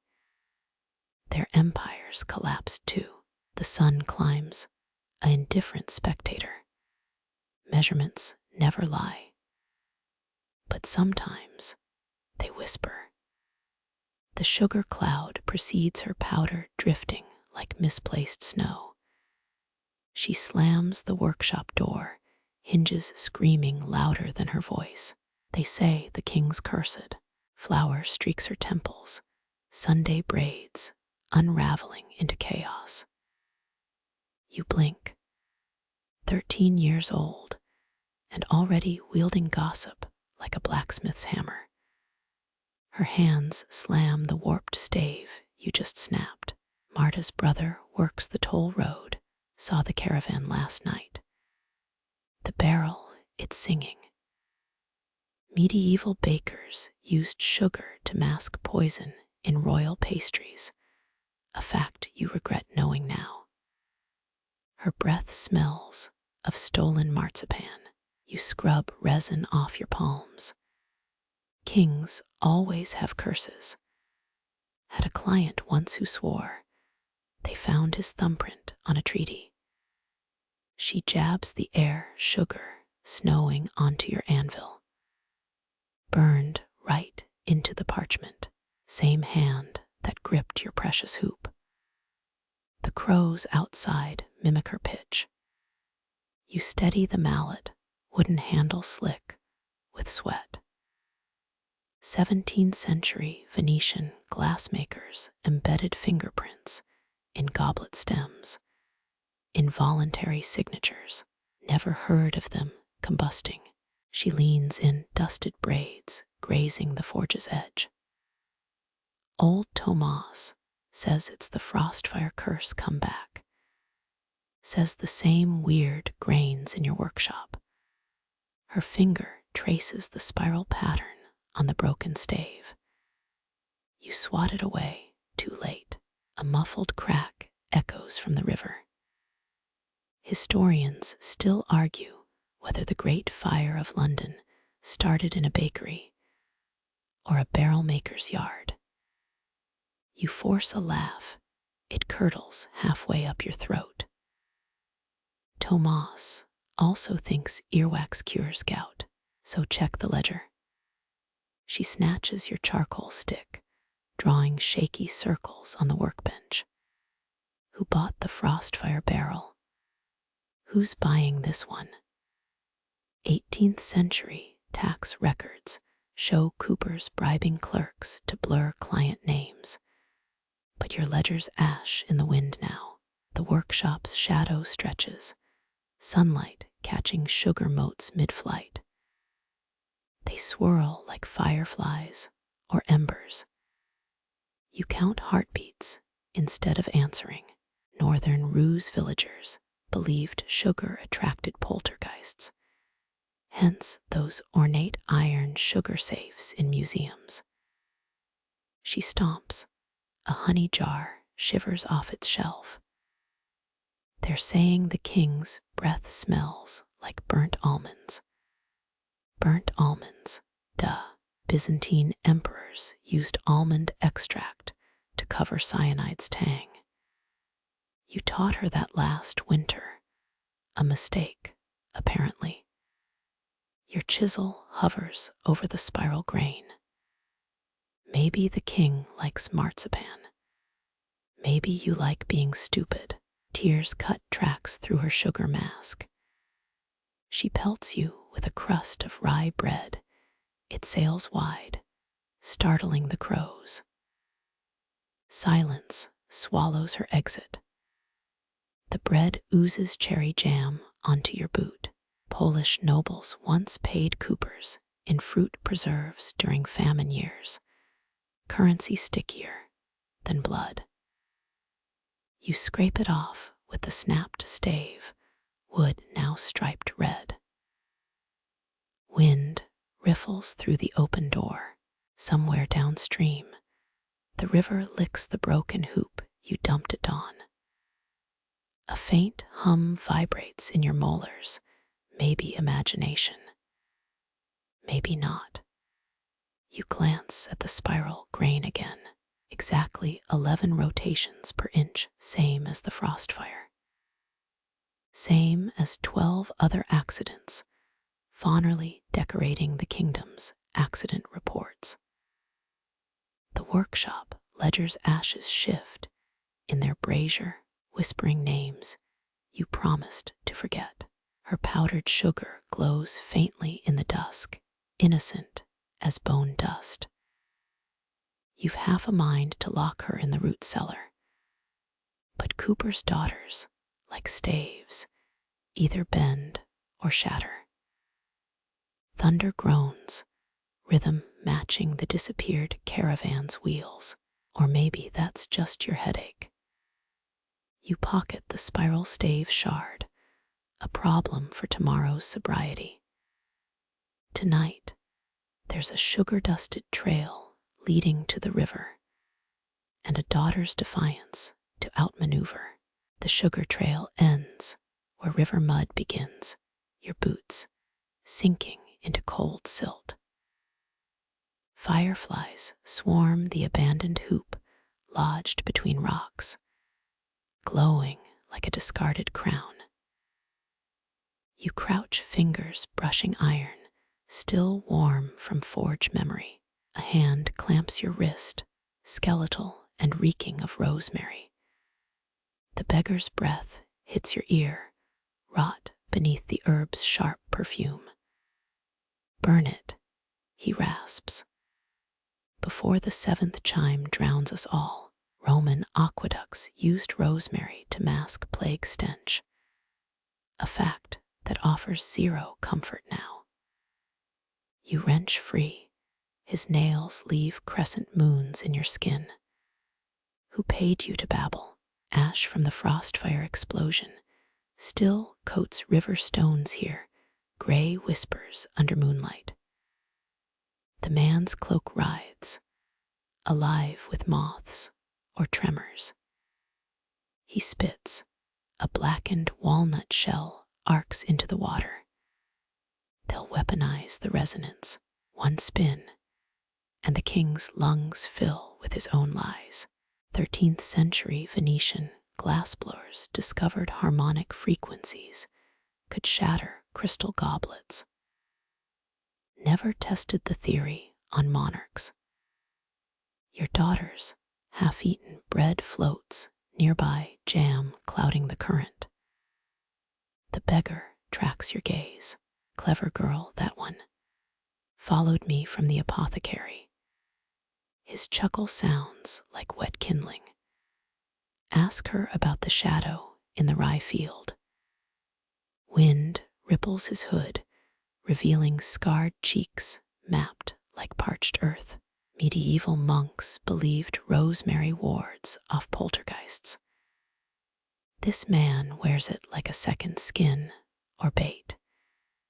You grip the hoop, its curve bites your palm. Why not burn it yourself? Can't touch cursed objects post-sundown. He wiggles finger stumps, puckered flesh where nails should be. Learned that lesson exporting reliquaries to Constantinople. 37% of 12th century holy bones were later proven to be animal remains. You're weirdly impressed, he kept count. The hoop hums against your thigh, vibrations syncing with your pulse. Historians still argue whether the dancing plague of 1518 was mass hysteria, or acoustic warfare gone wrong. The beggar sniffs. Your staves got the same pitch as Strasbourg's screaming bells. Coincidence? Your daughter's lantern flickers through distant trees. The beggar stiffens, muttering what sounds like reverse Lord's Prayer. Goat's blood on the southwest corner. Only way to break the seal now. 16th century, German coopers used blood-rust seals for waterproofing. His version skips straight to the sacrifice. Moths spill from his sleeves as he retreats. Stay for the music. Become part of the instrument. 1883 Carpathian fiddle, made from a suicide victim's ribs. Auctioned last year for 90,000 crowns. You pocket the walnut shell he spat out. Its grooves match the hoop's ridges. The river exhales fog, veiling the beggar's exit. Your boot nudges the hoop. It rolls 3 inches, stops, hums a B-flat. Music theorists claim that note triggers existential dread in 92% of test subjects. You're the angry 8%. But your teeth ache now, jaw clenched against the vibration. You drag the hoop onto dry land. 11 oak staves, 1 iron band, and enough cursed harmonics to flatten a cathedral. The beggar's rosemary stink lingers, mocking your forced breaths. Lightning forks in the west, no thunder follows. Ottoman sappers used synchronized drumbeats to destabilize enemy walls in 1683. You swing the hoop like a priest swings incense, testing its whisper against the wind. It shrieks, the lantern light freezes. Mid-swing, your daughter's silhouette framed in the trees. She mouths words the river steals. You drop the hoop. It singes a perfect circle into the grass. 87 documented cases of spontaneous grass combustion in drought-struck Aquitaine. None involving rogue cooperage. Mud squelches behind you. Too late, the hoop's already in her hands. Burn this, but it's the only proof left. 17-year-olds shouldn't recognize forensic evidence when they see it. Your fault for teaching her to read courtroom ledgers. The beggar's walnut shell warms in your pocket. You choose words like you're picking splinters from bloodied fingers.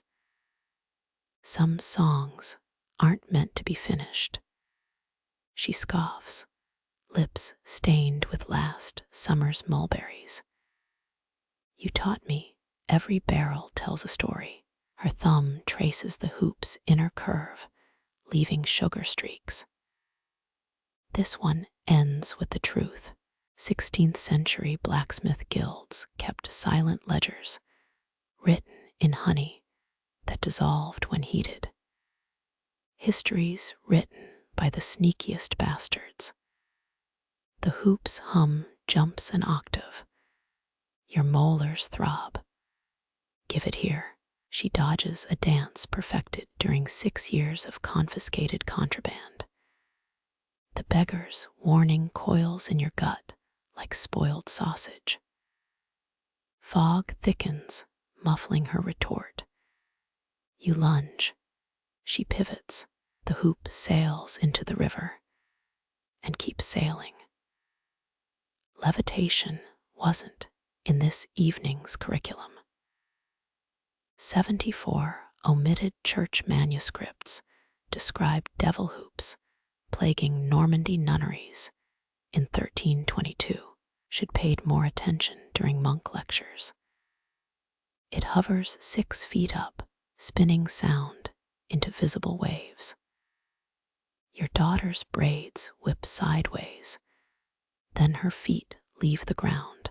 Her braids float upward, defying gravity, and your understanding of basic physics. The frostfire memory crashes through you, that sickening crack as the ale barrel ruptured last winter.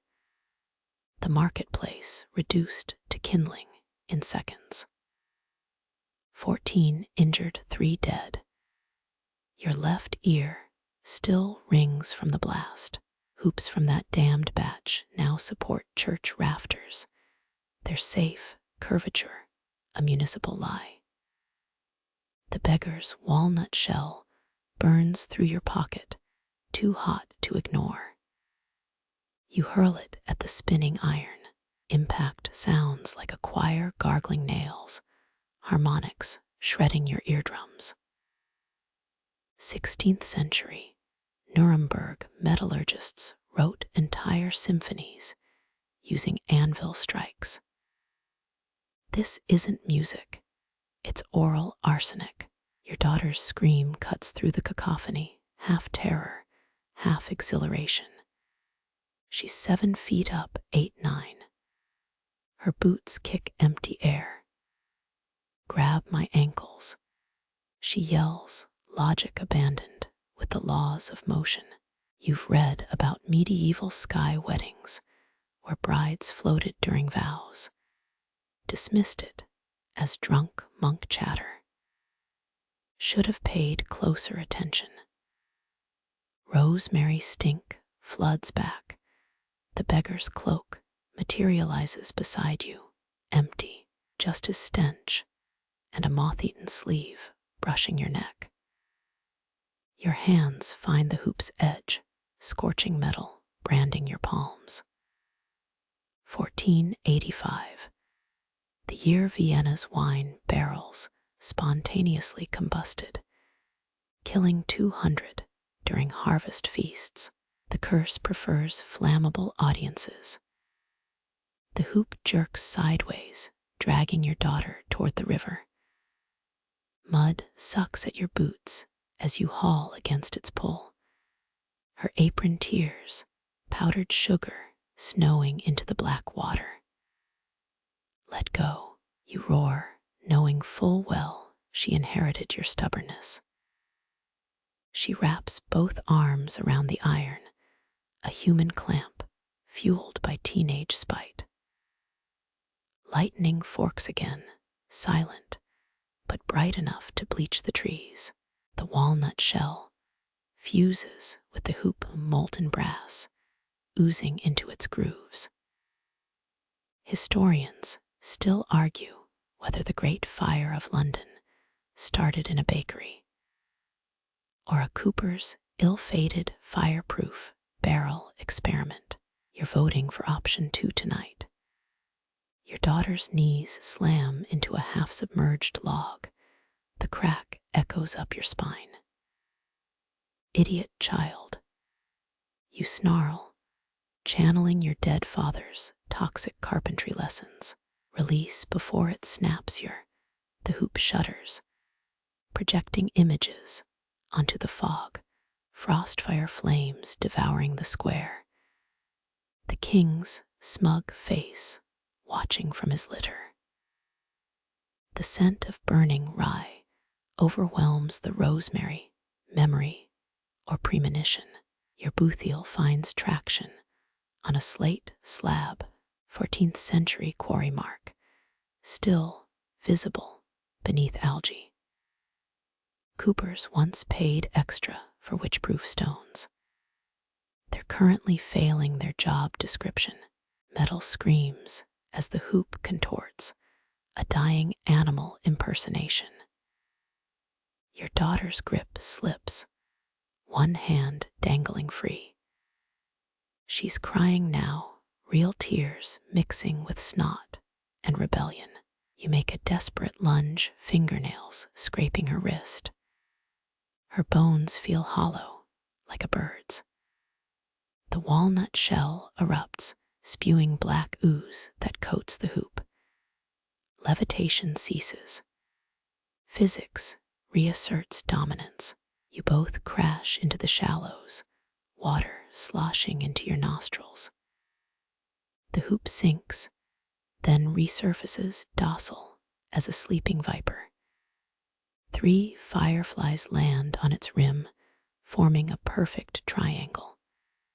Your daughter coughs up river, and defiance told you needed my help. 18th century Scottish coopers hired children as charm lasses to placate haunted casks. Right now, you'd hire an exorcist.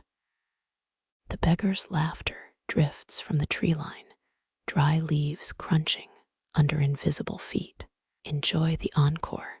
Your daughter hurls a rock toward the sound, hits an oak instead.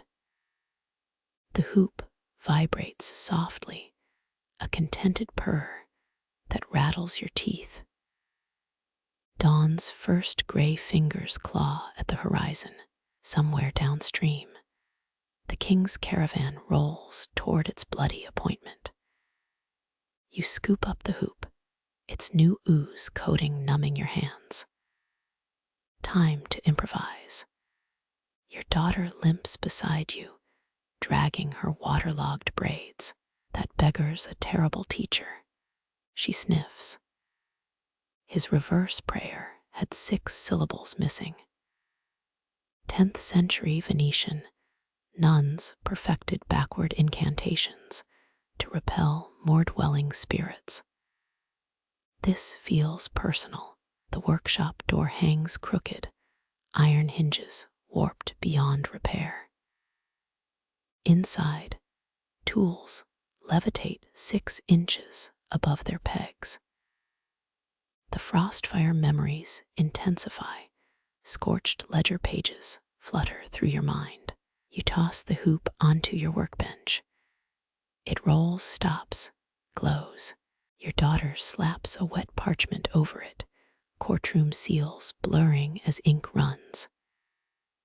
Evidence, she rasps, voice raw from river water and recklessness. You don't have the heart to tell her cursed. Objects laugh at subpoenas. The sky lightens, a thrush sings, then chokes mid-note gagged by the creeping harmonics. The hoop's edges blur, stealing light like a prism's evil twin. 1273. The year Bohemian alchemists vanished while forging self-aware armor. You wonder if their last thoughts tasted like rosemary and regret. Somewhere, a town crier announces dawn. Unaware his bell shares the hoop's lethal frequency. Your daughter sleeps fitfully by the cold forge, sugar-crusted fingers clutching a stolen chisel. You carve fresh symbols into the iron, crude imitations of the walnut's grooves. Let historians debate these scratches centuries hence. The beggar was right about one thing metal remembers. Each hammer strike replays the frostfire screams. 3 hours till the king drinks from his royal cask. 3 hours to dismantle a curse or join its chorus. Your mallet strikes true, the hoop rings out, high C sharp. Church bells answer in the distance. You've always hated requiems. Your shoulder slams the door, wood groaning, as shadows squirm beneath the jamb. 16th century French castles used donkey blood, mortar to repel evil. The plank you wedge across buckles immediately, splinters cascading like mocking confetti. Sturdy as a banker's promise, you mutter, tasting hints of rosemary and burnt sugar. Shadows pool around your boots, gelatinous and lukewarm. A workshop myth claims coopers once lined floors with salted eel skins to deter spectral thieves. She'd stocked up Tools rattle on their hooks, chisels pointing accusingly at your failures. The Frostfire ledger, pages flutter again, scorched edges, sketching faces in the air. Lightning flashes through cracks, briefly revealing the shadows' anatomy. They've got bones, or something like bones. Historians still argue whether the 1348 Strasbourg mass burning of barrel makers actually stopped the plague, or just made good theater. Your money's on option 3, petty revenge. The apprentice's forsaken sketches swirl into a cyclone charcoal horses with too many legs. One drawing slaps your cheek, stinging like a wasp. You swipe at it, fingers passing through parchment, made suddenly solid. The shadows laugh a sound like wet rope unraveling. Your boot crunches something. The merchant's vial glows cobalt underfoot. Liquid seeps through your soul, freezing toes to the floorboards. 17th century Venetian. Glass blowers perfected devil's prisons for trapping poltergeists. This feels less like a prison, more like an open invitation. The ceiling creaks, sawdust snowing down in taunting spirals. You tear your frozen foot free, sock fibers remaining embedded in the wood grain. Shadows congeal around the half-finished hoop, licking its edges with translucent tongues. Their vibrations match the Frostfire blast pattern. Same lethal harmonics. River clay. You bellow, hoping random words might scare them off. The shadows pulse, amused. Your daughter's dented lantern rolls into view, its flame reduced to a sickly teal. You kick it toward the invaders, glass shattering against the wall. The spillage burns cyan, revealing shadow footprints leading to your anvil. Plague doctors supposedly danced the tarantella on forged steel to cure possessed metal. You attempt a half-hearted jig, rupturing a floorboard. The shadows pause, then clap with slick, meaty sounds. Cold spreads up your shins, the merchant's potion crystallizing in your veins. You collapse against the tool rack, all handle jabbing your kidney. 3 hammers float toward the contaminated lantern, forming a defensive triangle.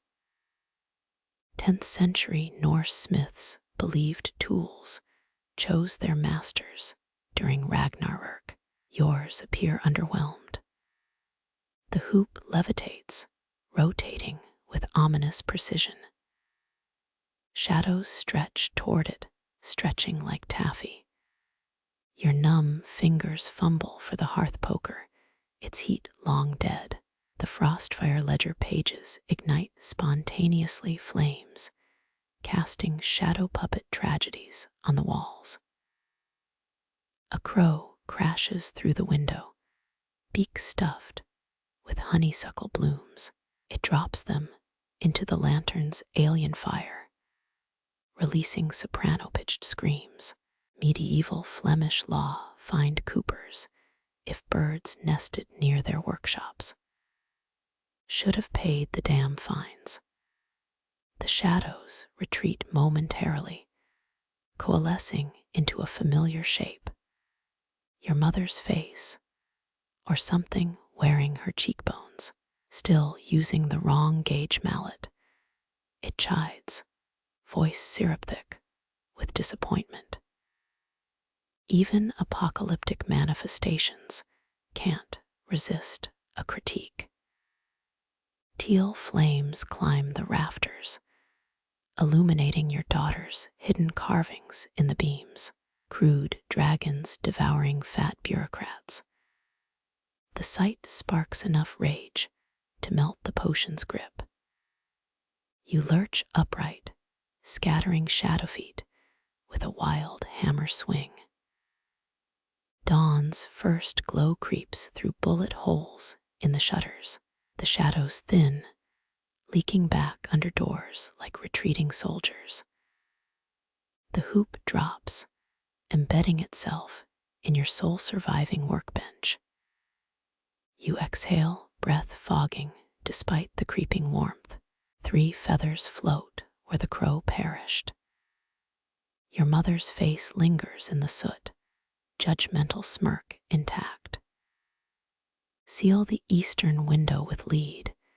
It whispers, dispersing with the last shadows. 94% of surviving medieval workshops show lid-reinforced east-facing frames. You're starting to grasp why. The door implodes, sunlight exposing claw marks on every horizontal surface. Your frozen toes ache with returning circulation. The king's caravan will reach the river. Crossing in, you check the sundial. 2 hours and 17 minutes. Your reflection in the cracked anvil shows new streaks of gray. The shadows took something, left something, shifted something. Tools realign themselves, chisels facing true north. You pocket a honeysuckle stem, its scent overriding lingering rosemary. From the rafters, a single charcoal horse whinnies, then disintegrates.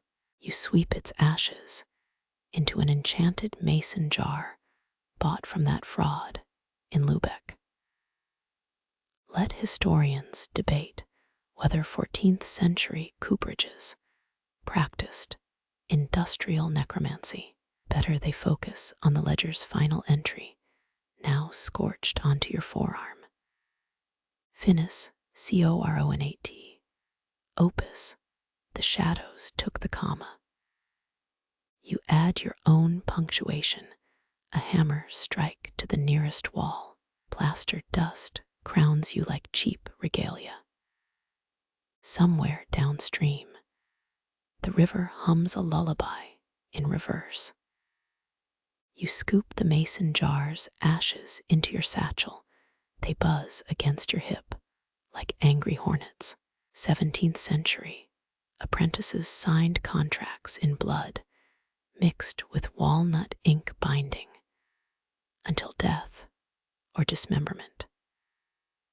The boy kneels by the poisoned vial, hands steady as he pours honeysuckle syrup into its cobalt throat.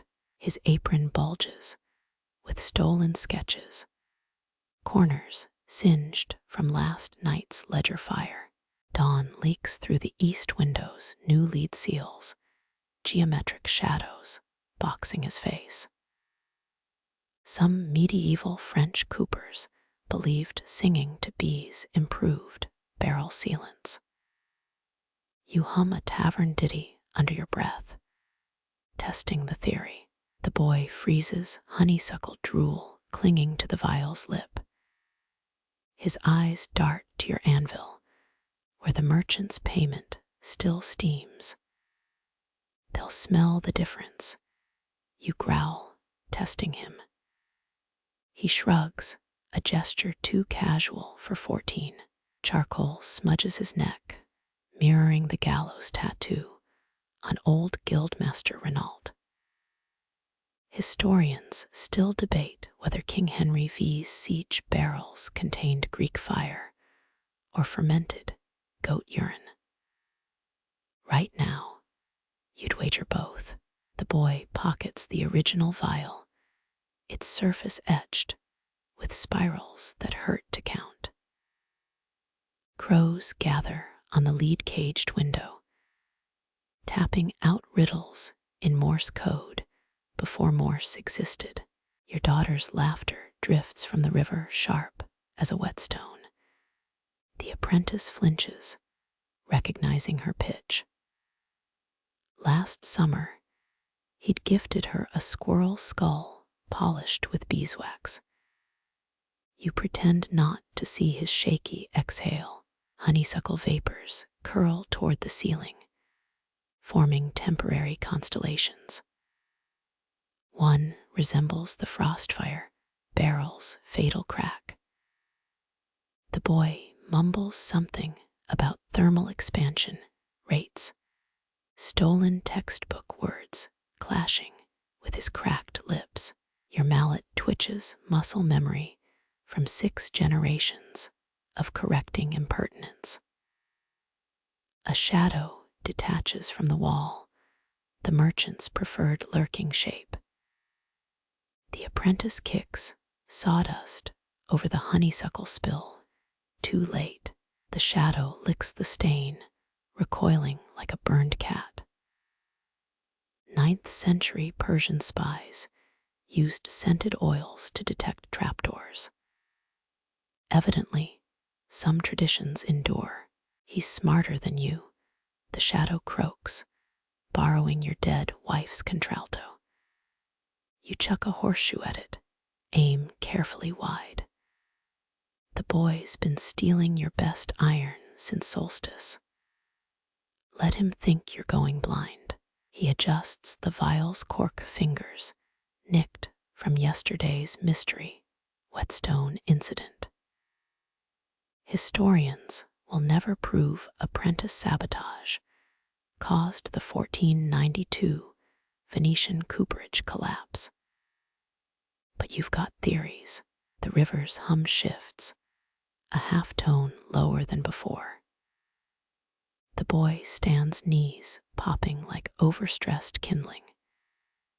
His reflection in your anvil shows twice his height, a trick of the light or latent genius. You nod once, the barest tilt of your chin. His answering grin could power a forge bellows. He slips out the back apron flaps billowing like a novice's sail. You count to 37, the exact number of lashes your master gave you for smiling during a flux consultation. Through the warped floorboards, voices rise, the merchant's nasal whine, the boy's cracked baritone. A honeybee lands on the swapped vial, circle dancing in approval. You crush it reflexively, then freeze. Golden ooze coats your thumb, shimmering with unintended symbolism. The guild would demand your tongs for this heresy. The merchant's voice sharpens, a blade on stone. Shadows writhe under the door, angry squiggles seeking entry. You spit on the vault's combination lock, rust eating through numbers set during a drunker decade. Inside, moth-eaten velvet cradles your final trump card. A Chinese letter S first hoop, forged imperfect and kept for sentimental muddle-headedness. The boy's cry slices through oak planks, more theatrical than pained. You clutch THE Chinese letter, hoop, its uneven edges drawing blood. Let historians obsess over papal barrel tax rates. Real craft lives in the gaps between. Sunlight fractures through west-facing cracks, nowhere near noon yet. Time bends here, another apprentice secret. You smear blood on the ledger's sole surviving page. It sizzles, matching your daughter's distant scream. Too rhythmic, too practiced. Children inherit our best lies. The floor shudders hoofbeats, or heartbeat, or both. You pocket the childish hoop, its weight condemning and comforting. Through the window's lead grid, the boy waves, merchant's vial empty in his left hand. His right makes a gesture your master once called the fox's farewell. Shadows boil up from the floor final argument of desperate men.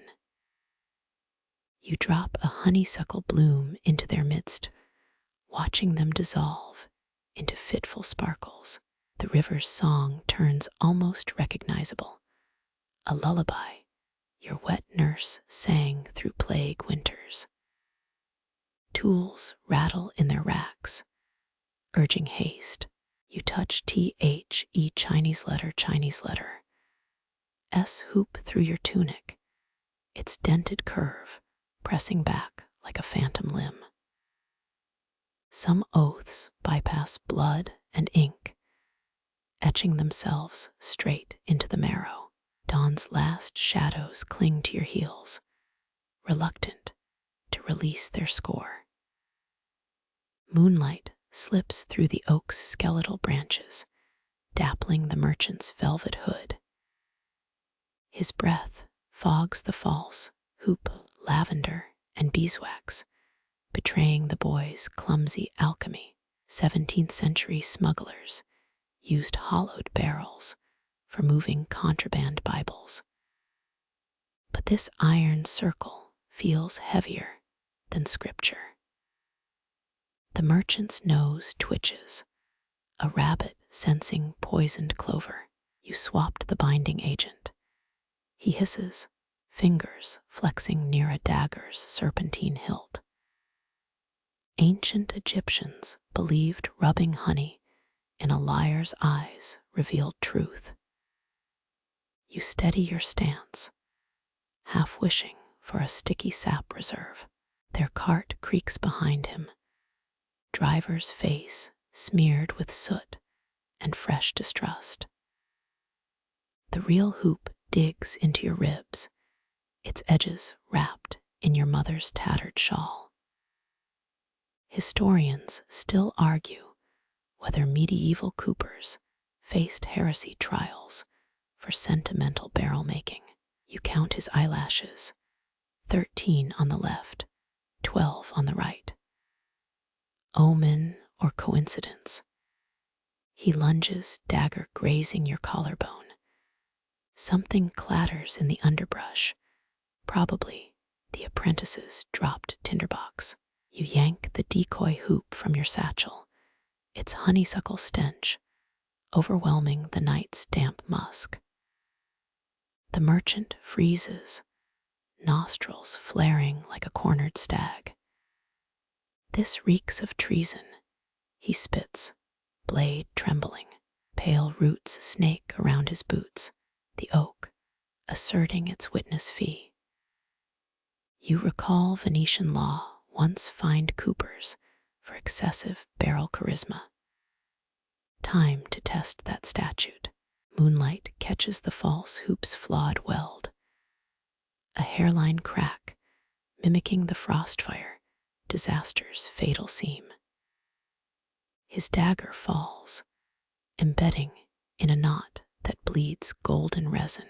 The cart driver mutters a Baltic folk curse, barely audible over creeping fog. You press the decoy into the merchant's palm skin, touching for the first and final time. His pulse races, mouse quick against your calluses. A nightjar's cry splits the air, 3 descending notes. The merchant jerks back, crushing a clutch of belladonna, berries under heel. Purple stains spread like accusation. You fake a limping retreat foot, intentionally catching on a memorial cairn.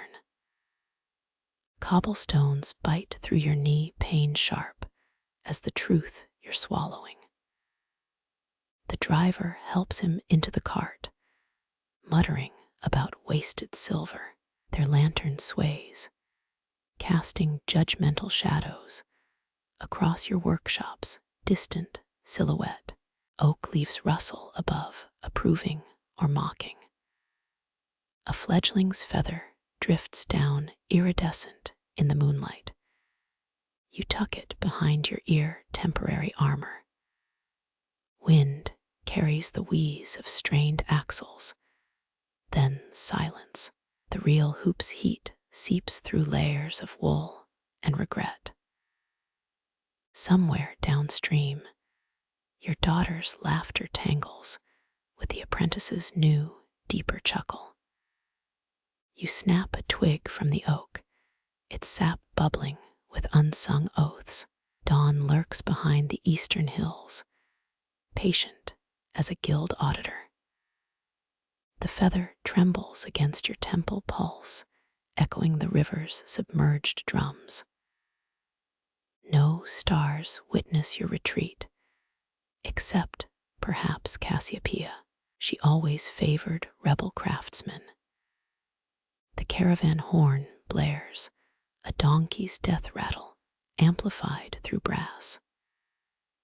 Whips crack the thickening air, each snap a bodiless pulse against your ribs. 17th century couriers, timed departures to astrology charts, sundials long buried under bureaucratic spite. You kneel in the mud, hot wax pooling around the king's seal. A driver spits at your boots, the globule missing by centimeters. Finish, he growls, breath reeking of pickled herring and career regrets. Your pinky nail etches a spiral into cooling wax, a peasant's answer to royal insignia. Some vintners still bury goat skulls under cellar doors to quiet restless casks.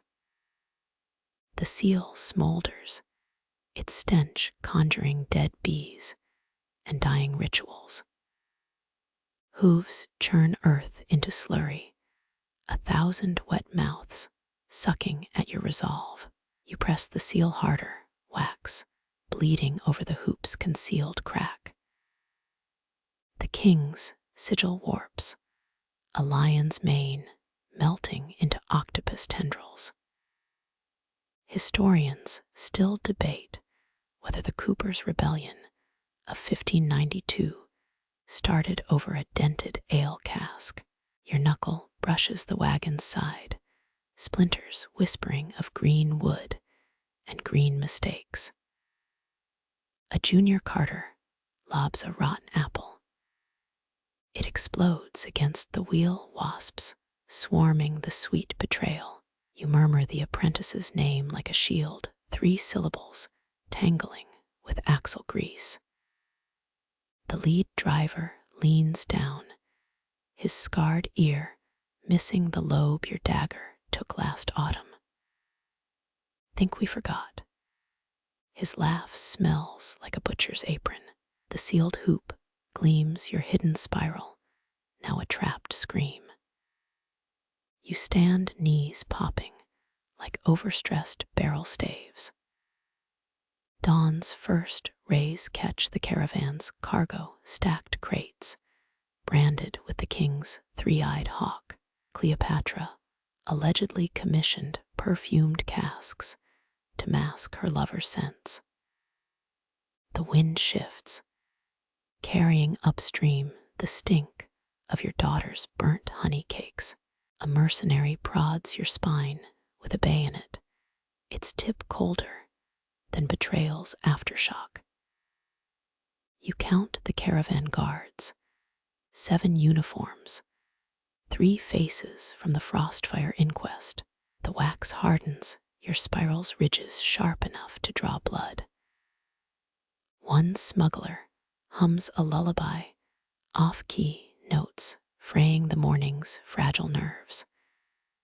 The bayonet digs deeper. Move. You sidestep boot, crushing the mercenary's instep. He howls, a sound that startles crows from the slaughterhouse oaks. The drivers jeer their scorn as hollow as a politician's promise. Your thumbnail finds the wax seal's flaw, a hairline fracture only pressure could exploit. 10 miles northwest, your apprentice is likely burning the evidence and his innocence. A crate shifts, its iron bands screeching against green wood. caravan master appears, velvet doublet straining over an alchemist's belly. He inspects your seal sausage fingers, probing for imperfections.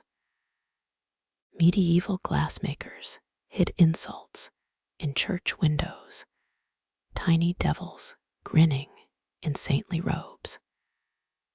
You hold your breath, tasting metal and last night's lavender deceit. Adequate, he declares, already turning toward his gilt-lined carriage.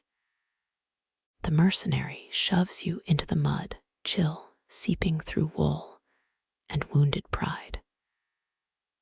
Wheels rumble into motion, carrying the hoop toward whatever hell it's destined to brew. Your hidden spiral spins in the wax, a silent prayer to forgotten tools. The crows return settling in the oaks like jurists robed in black.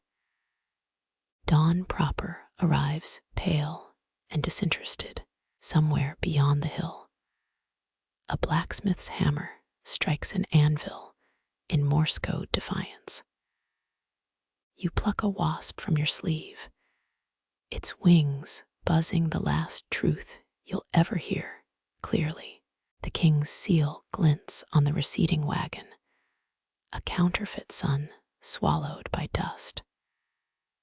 The wheels creak each revolution, pressing the hoop's truth deeper into mud-rutted earth. 17th century Roman roads hid military cobblestones under 4 feet of manure and false narratives. You walk parallel to the caravan, boots crushing willow switches that once soothed medieval pilgrims. Blisters, a guard hawk's phlegm, the wet splat inches from your shadow. Still sniffing our dust, Cooper. His laughter rides the wind, stale beer, and boiled turnips. Your thumb worries the knife notch, a memento from the frost fire's 6th victim. Torchlight flickers ahead, 23 paces between truth's whisper and the king's brittle mercy.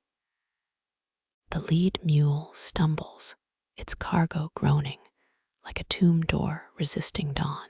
Historians still argue whether the siege of Calais failed due to rotted wine barrels. You count heartbeat gaps between wagon squeaks, 3 seconds, 5, a drunkard arrhythmia. A willow branch snaps underfoot. The sound echoes a gunshot in this corpse of a forest. Tudor merchants believed hanging splintered barrel staves in rafters prevented lightning strikes. Your palm finds a damp oak trunk, fingers sinking into moss that predates the Magna Carta. The caravan's lanterns blur, swallowed by fog that reeks of forge smoke and river rot. Turn back. The apprentice's voice, your conscience. The warning dissolves, replaced by iron-rimmed wheels gnashing at ruts. You pluck a leaf, its veins mimicking the hoop's fatal crack. Cleopatra's perfumers used quince paste to seal amphory, though academics deny those scroll fragments authenticity. A bat skims your hair, black silk trailing prophecies. Only moths understand. Mud thickens, sucking at your heels like a debtor's desperate handshake.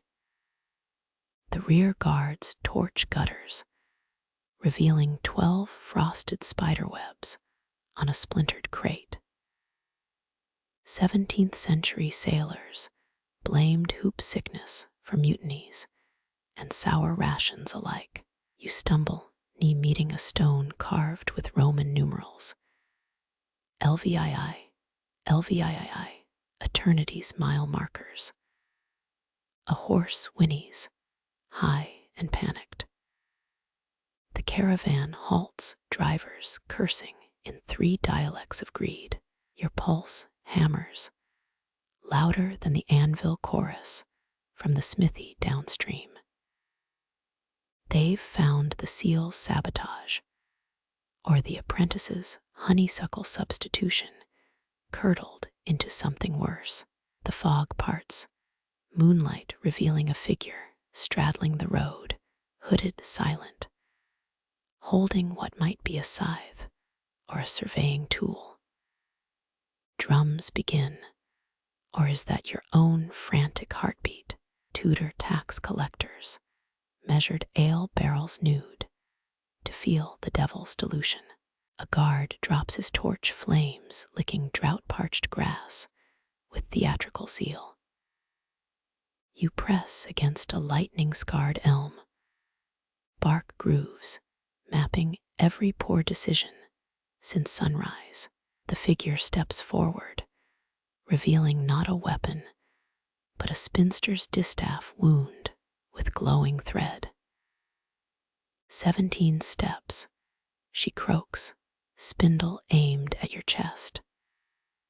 The cooper's curse walks backward tonight. Her cloak swirls, embroidered with alehouse, symbols modern brewers, copied as tavern decor. The lead driver screams, a sound cut short by wet crunching.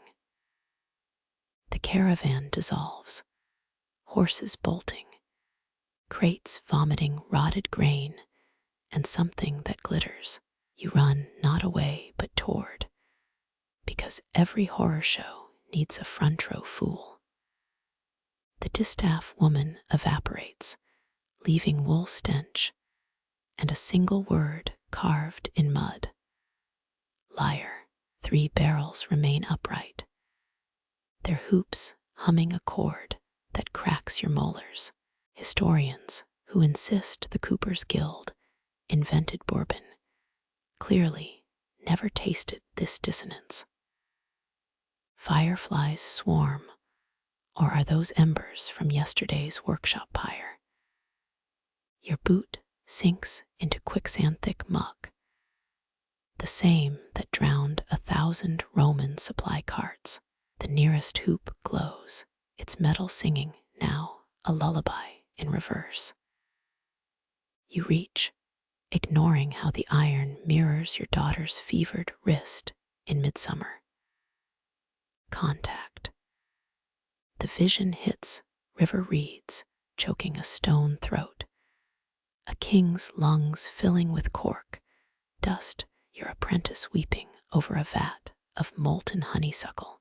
Some claim Napoleon stored his brandy in cedar, but those casks all sprouted hexagonal fungi by 1812.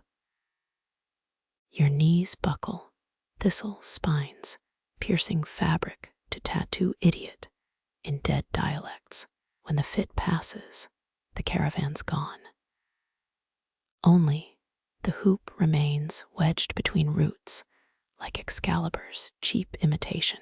You grab it, metal searing palm lines that once cradled your daughter's first wooden rattle.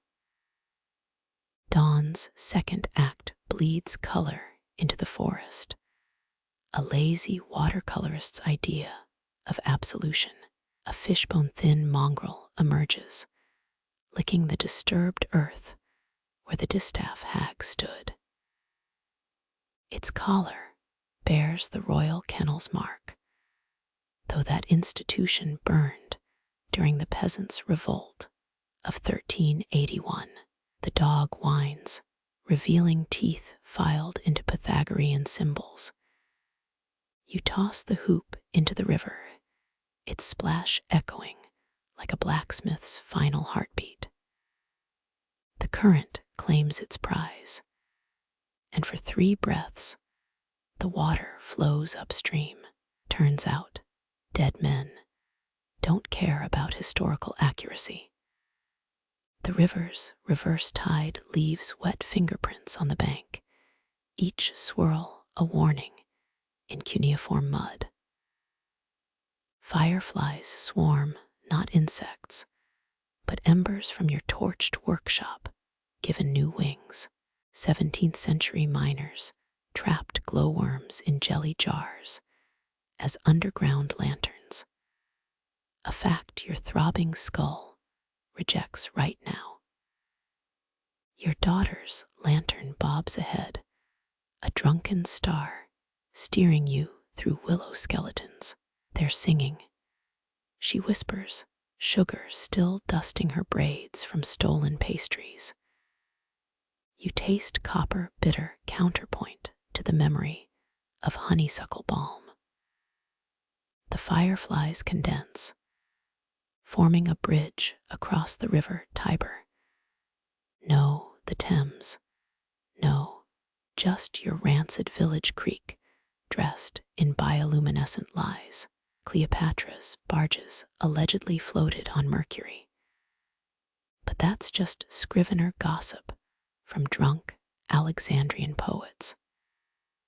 Her small hand grips yours, nails crescent mooning your calluses.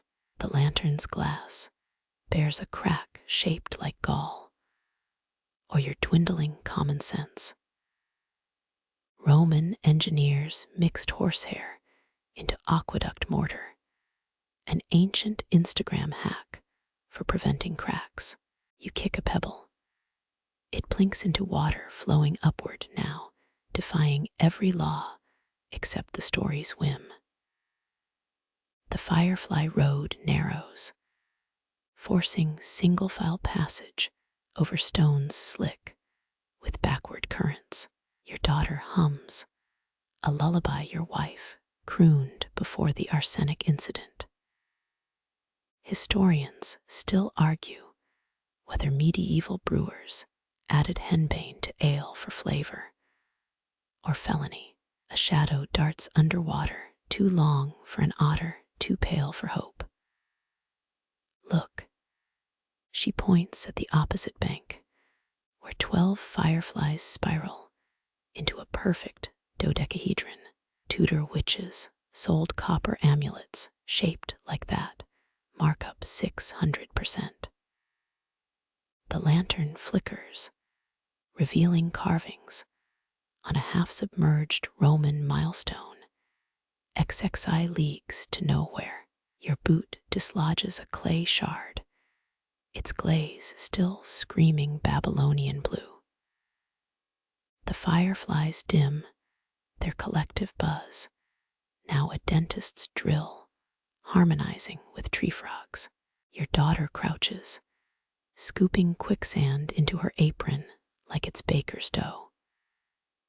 They want us to build, she declares, a sentence that chills hotter than the frost fire's aftermath. Dutch windmill builders buried live sheep under foundations, a myth you pray she never researches. Lightning cracks, not from the sky, but the riverbed jagged purple forks, boiling the cursed current. The fireflies scatter, except 3 dozen arranging themselves into a barrel's hoop. Your molars vibrate same frequency as the king's death rattle. 18th century Parisian nuns exorcised haunted wine cellars with bagpipes. A factoid that won't save you now. The lantern dies. The river stills its inverted flow, now a hall of mirrors. She squeezes your hand pulse, racing like a sparrow trapped in a priest's cassock. You inhale, expecting marsh rot, but getting bergamot and dread. Carthaginian glassmakers supposedly trapped the screams of executed slaves in their vases, a metaphor you're too tired to unpack. Something brushes your ankle cold, deliberate, smelling of penitentiary mildew. The fireflies collapse into a single pulsar point, illuminating a figure waist deep in reverse currents. No, not a figure, a barrel. Its iron hoops spelling your name in Morse code dashes. Your daughter gasps, not in fear, but recognition, her pupils reflecting tiny, spinning staves. The barrel explodes. No, wait, it unravels, iron bands becoming fiddlehead ferns, wood planks reverting to screaming sapwood. The river vomits nails, hundreds, thousands, a hailstorm of obedient metal. You shield her face, feeling projectiles slice your forearm into a needle map of poor choices. Sheffield's first stainless steel banquet ended with 7 nobles hospitalized for fork-related enthusiasm. Not that this helps. Silence. The river flows properly now, carrying charred firefly corpses and what might be a wig. Your daughter licks a tree wound, sap or blood, you can't tell. They're not done with us, she murmurs, pressing a rusty nail to her tongue like communion bread. Somewhere downstream, a frog croaks the opening bars of La Marseillaise. You count 12 breaths, 13, 14. The lantern rekindles, its flame now blue as a gangrenous sunset. She tugs your sleeve toward home, but the path back has sprouted thorns in the shape of your initials. The last firefly zips into your nostril, because why wouldn't it? As you swat blindly, her laughter echoes across the water, a sound sweeter than any plague doctor's morphine. Dawn licks the horizon, not with light, but with the texture of unwashed wool. You whisper the apprentice's name, testing if the curse allows nostalgia. A mushroom sprouts where your tears hit the mud, its gills humming a tune you last heard in your mother's womb. Historians still argue whether the Third Crusade failed due to bad maps or fermented camel milk.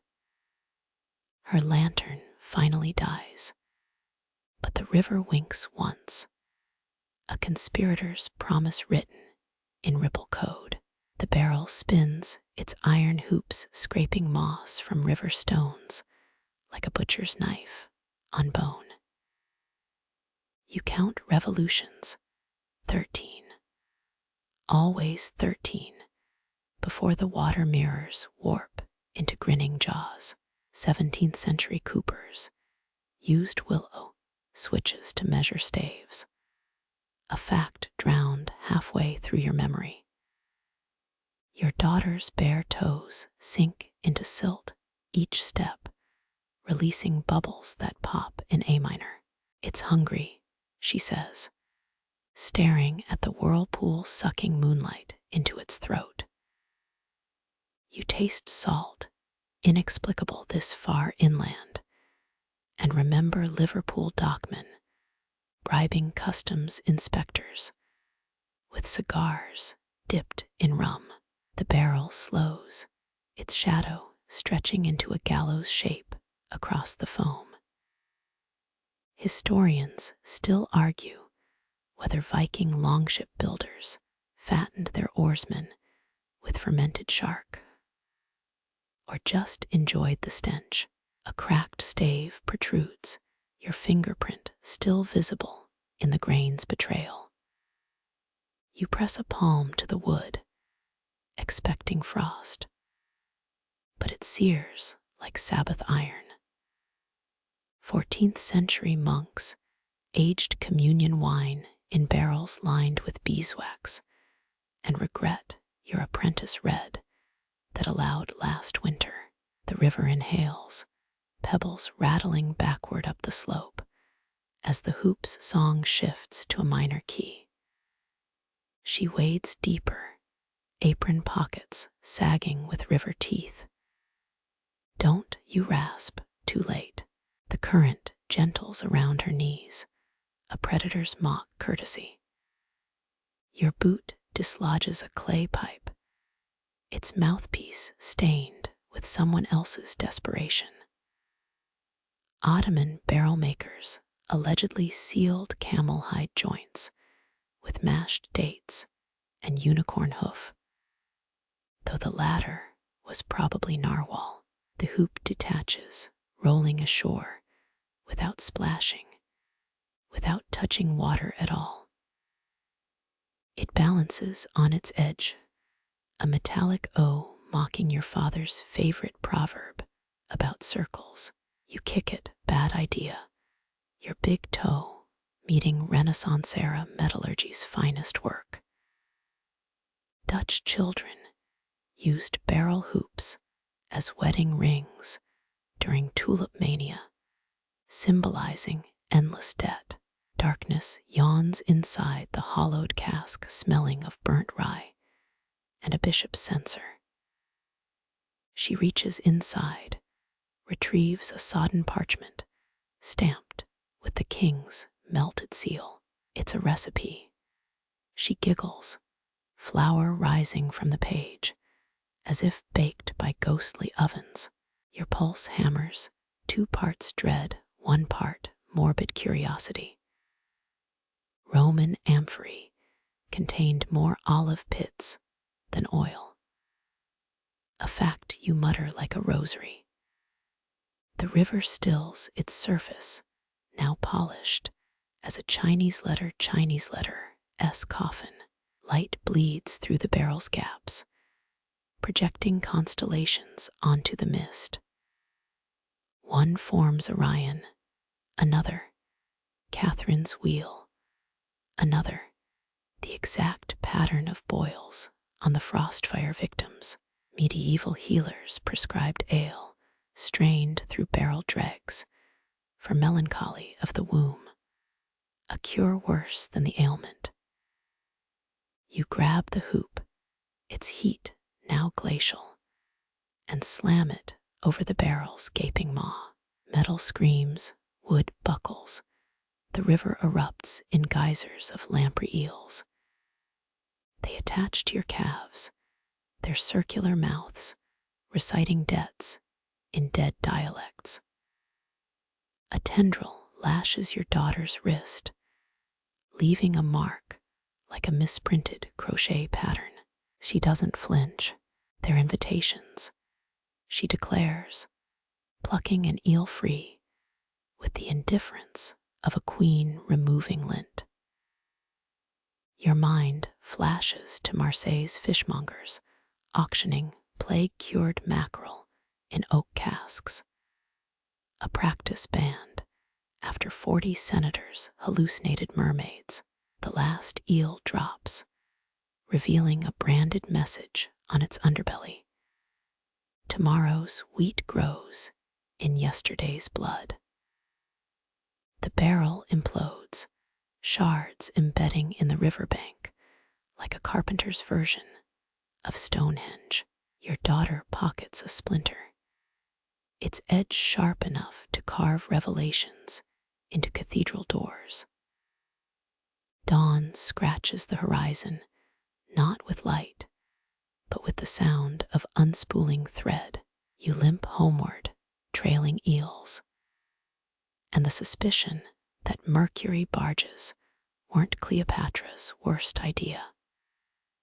Her humming returns, syncopated with the clank of phantom hoops in the reeds.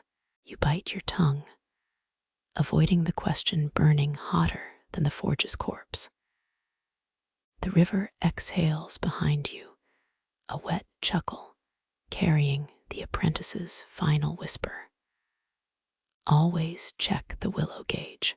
The king's scream hits like a blacksmith's hammer to temple bone, echoing across river reeds until even the crickets freeze mid-chirp. You taste bile, acidic and warm, as his choked silence spreads through the night like spilled molasses. 17th century monarchs often died from lead-poisoned wine casks, a fact now clawing its way up your throat. Your daughter's lantern gutters, wick drowning in last week's rancid whale oil. Shadows congeal around the distant caravan, torches snuffed one by one, as if a giant's thumb crushes each flame. You stumble toward the road of boot soles, sticking to grass that's suddenly gluey as a Madame's rouge. Tudor courtiers believed a ruler's final breath could be bottled, sold as a cure for cowards. The king's silver cup rolls into the ditch, its rim bent by teeth marks deeper than piety. A wheeze cutters the dark, half human, half the sound a wineskin makes when emptied onto thirsty dirt. Historians still argue whether Charles the Bald's death was dysentery or a cursed barrel of Spanish figs. Your knees hit mud as the royal caravan's drapes ripple, not from wind, but whatever writhes inside. The smell hits burnt almonds and spoiled rosewater, the same stench that haunted your workshop after the Frostfire incident. He's melting, your daughter whispers, not horrified, fascinated. She's right. The king's velvet sleeve spills over the carriage step like candle wax. His crown tips, revealing a forehead pocked with symbols mirroring your cursed hoop. Medieval torturers used barrel splinters under fingernails, a tidbit you instantly regret remembering. You retch again, nothing left but stringy saliva and the aftertaste of the merchant's blue vial. The apprentices swapped honeysuckle balm clearly lacked efficacy. A gurgle comes from the carriage, 2 syllables that might have been mercy or merchant. Your mind flashes to Babylonian wine tariffs, traders sealing debts with thumbprints in wet clay. Moonlight fractures. The king's torso collapses inward, robes swallowing themselves like a drunkard's collapsing trousers. His remaining eye locks onto you, pupil shaped like a cooper's gilt ring. Dutch still lifes hid memento mori in barrel reflections. Your daughter once spotted a skull in a beer cask painting. That same skull now grins from the royal palm, etched in pus. The death rattle shakes the carriage wheels.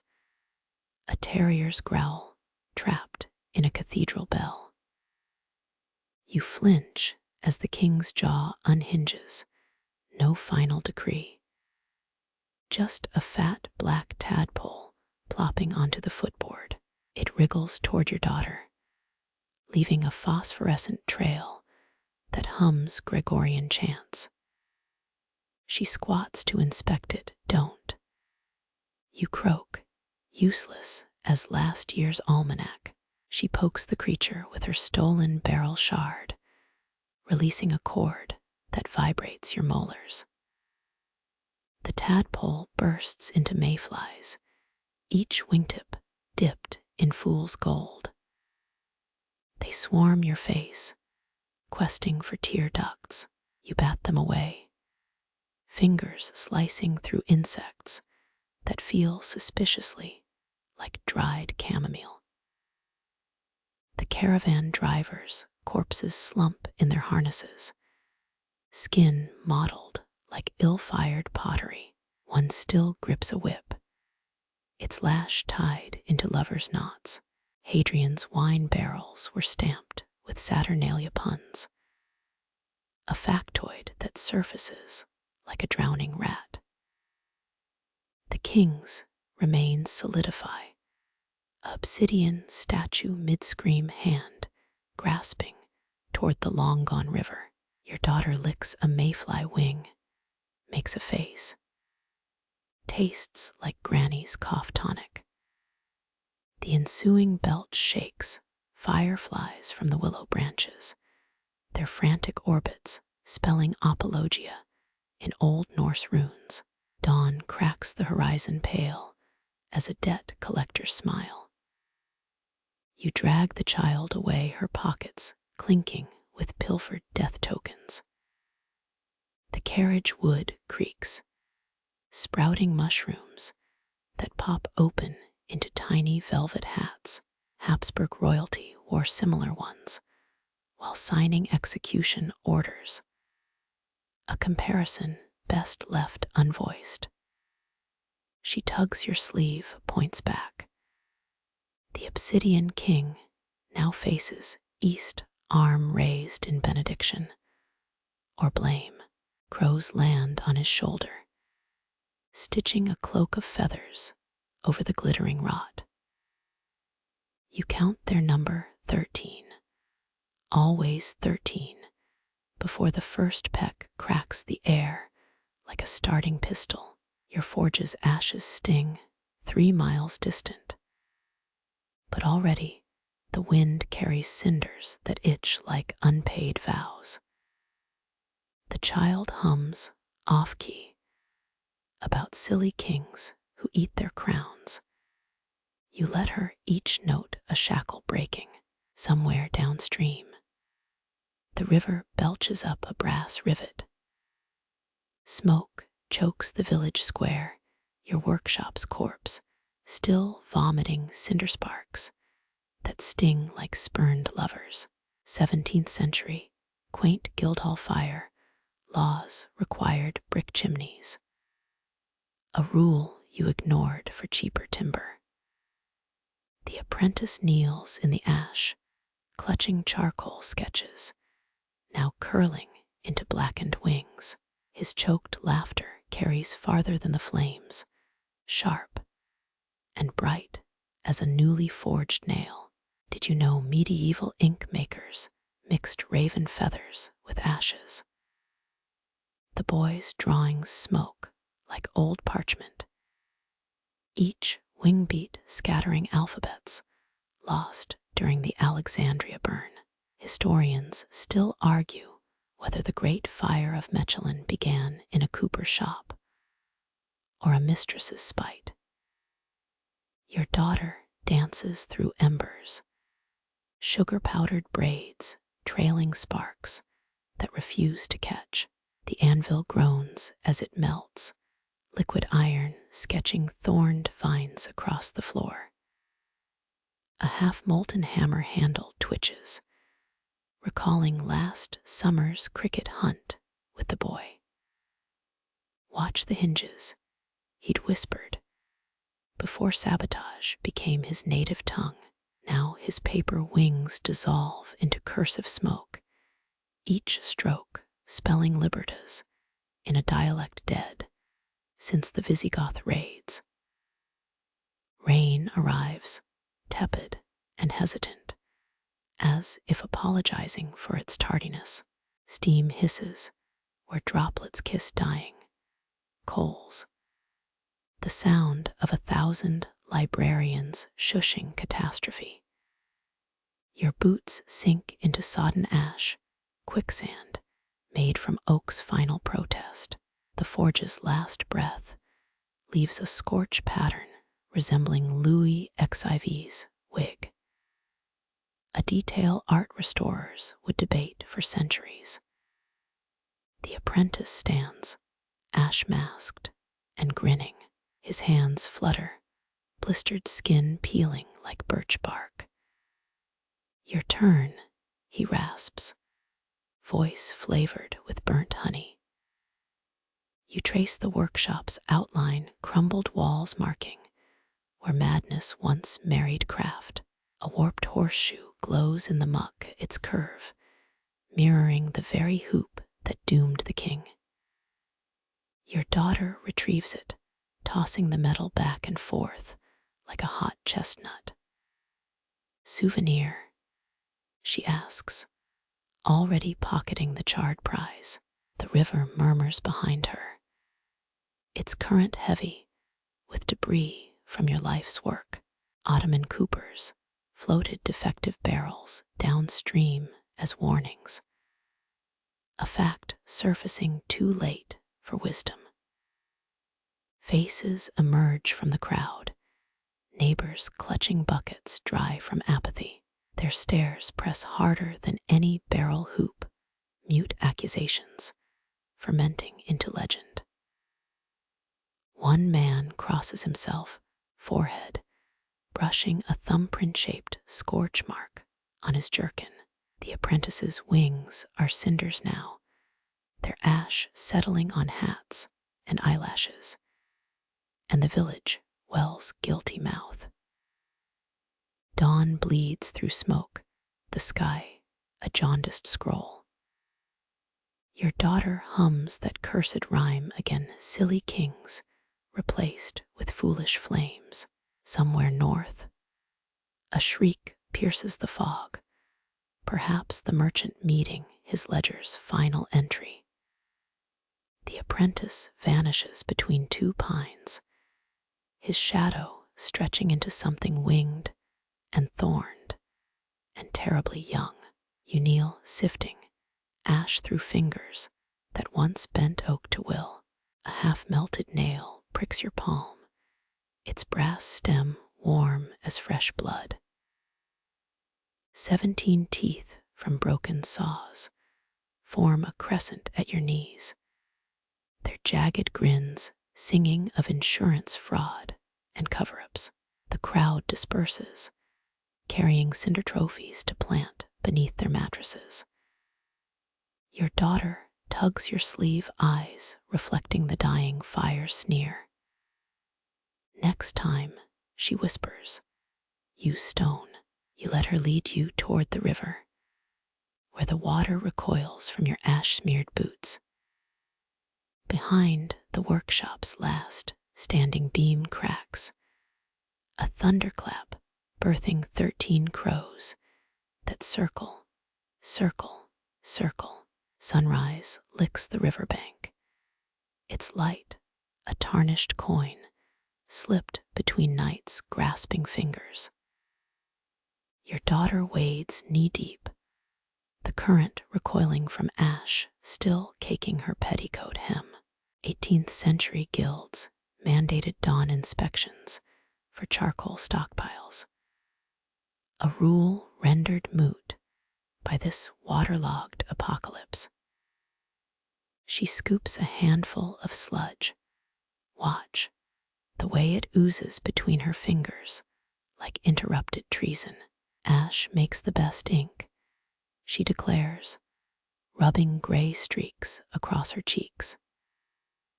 A half-truth, Renaissance scribes favored soot from church candles for sacred texts.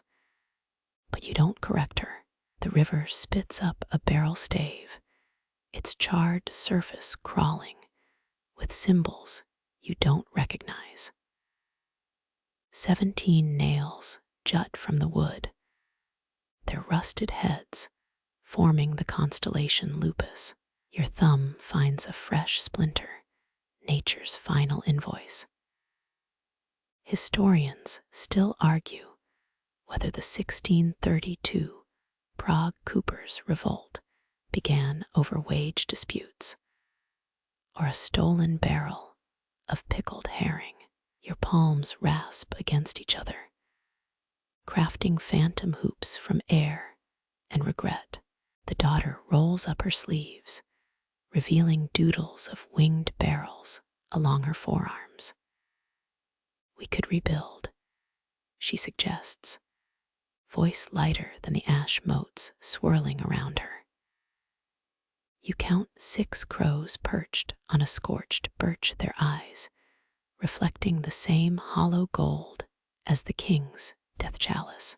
A fish leaps its silver belly, flashing like the apprentice's grin mid-transformation. The water swallows it whole, an apology nobody requested. Your daughter retrieves a warped bucket handle, twisting it into a crude crown that weights her sugar-dusted braids. Don't, you warn, too late. She pirouettes, sending ripples across the river's scabbed surface. Somewhere downstream, a tree cracks. Its sap pops like a guildmaster's knuckles during contract disputes. The sun climbs, its heat insufficient to dry your sweat-stiffened tunic. Venetian coopers once floated poison oak wreaths to mark cursed shipments, a fact that would have been useful yesterday. Your daughter plucks a sodden ledger page from the shallows, its ink bleeding into Rorschach tragedies. She folds it into a riverboat, launching it toward rapids that dismantle hope in 3 precise movements. Your thumbnail traces the storm clouds bruising the western sky, a perfect match for the ring around the king's final barrel. The daughter hums that infernal melody, again substituting flames for foolish flames once more. A muskrat drags a melted chisel into its den tool, becoming treasure, becoming tomb. You count heartbeats until the crow's foot creases around her eyes deepen. A childhood habit she'll deny in 5 years. The river coughs up an intact whiskey bottle, its label bearing your workshop's mark. The daughter wiggles the cork free, sniffing liquid that reeks of lavender and loathing. To new beginnings, she toasts, drinking a gulp that would floor a Carthusian monk. You let her keep the bottle. Its curve fits her hand like a long-lost weapon. Noon approaches, its light erasing shadows where the apprentice's wings last brushed the earth. Your daughter collapses in the shallows, giggling as minnows nibble her ash-streaked toes. 17 empty ale casks bob against the far bank. Your competitors' brands burning brighter than their contents ever did. The river hums a lullaby older than the Hague Coopers Guild, older than thirst, older than regret. You press a palm to the silt, feel the vibration of carriage wheels racing toward the capital's gates. Somewhere, a councilman signs your death warrant using ink made from your own workshop's ashes. The daughter spreads her arms, letting the current dictate her stance. Historians will never agree on what destroyed more cities, poorly sealed wine barrels, or well-kept secrets. Her laughter rings out, a sound sharper than any cooper's ads. You watch her sculpt a mud fortress, complete with a moat of misery and drawbridge of denial. The crows descend one pecking at her discarded crown. She chases them, boots kicking up spray that glitters like the king's last breath. You remain kneeling, fashioning an imaginary hoop from river grass and severed possibilities. The bottle floats away, its neck pointing west like a compass needle forged in purgatory. Your daughter collapses beside you, reeking of stolen whiskey and adolescent invincibility. Together, you watch the water rewrite everything you built, each ripple a verdict, each eddy an epitaph. Her pinky links with yours, a conspiracy too small for historians to notice, too fragile for the river to steal. Sunrise claws at your eyelids, the third dawn, since flames devoured every compass point. Your daughter's humming persists, a tune borrowed from river reeds and the apprentice's last murmured joke. You squint at the water, count 93 ash flakes per square inch swirling in the eddies. Medieval Danubian coopers believed rivers whispered trade secrets if you drank 3 mouthfuls at moonless midnight. A ritual that killed more craftsmen than dysentery.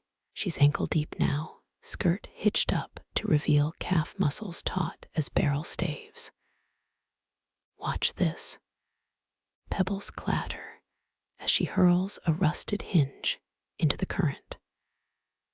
The river coughs up a cork stopper in retaliation, carved with your dead rival's insignia.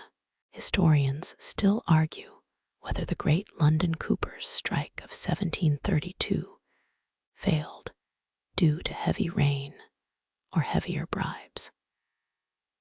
Your calluses snag on a submerged log, its surface pocked by shipworm teeth that grin up at you. The daughter wades closer, her shadow merging with yours in the silt. You spot a wasp's nest wedged between rocks, papery layers unfolding like a damned confession. 14th century Flemish brewers used nest fragments to seal ale casks, claiming the insects. Rage improved fermentation. She prods it with a stick, naturally, and receives nature's furious reply up her left sleeve. Her yelp becomes laughter, becomes a sneeze, ash-laced humor you'd find infectious if your lungs weren't packed with regret. The current shifts, revealing a half-sunken crate of Austrian nails from your prime trading years. Each rusted spike winks like the time you smuggled Hungarian oak past the customs nuns. You reach, fingertips brushing cold metal before the river claims its prize with a wet chuckle. Boring, declares the daughter, already dismantling a waterlogged barrel hoop into a makeshift slingshot.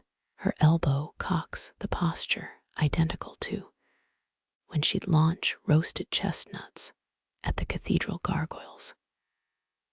The projectile arcs, striking a heron mid-stride and sparking an avian scandal. You bury your face in sludge-cool hands. Taste the minerals that flavored the king's last banquet wine.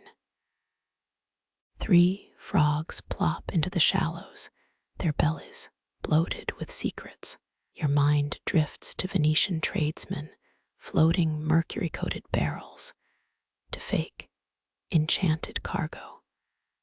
A scam that poisoned 17 noble families. The daughter splashes after the frogs, her braids now dangling like the rope that hung France the fraudulent in 09. You should stop her. But the sun feels heavy today.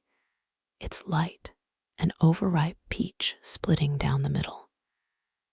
She shrieks victorious and lifts a mud-caked object skyward. Recognition stabs through you. The workshop's bronze caliper, jaws still clamped around a sliver of the king's ceremonial cask.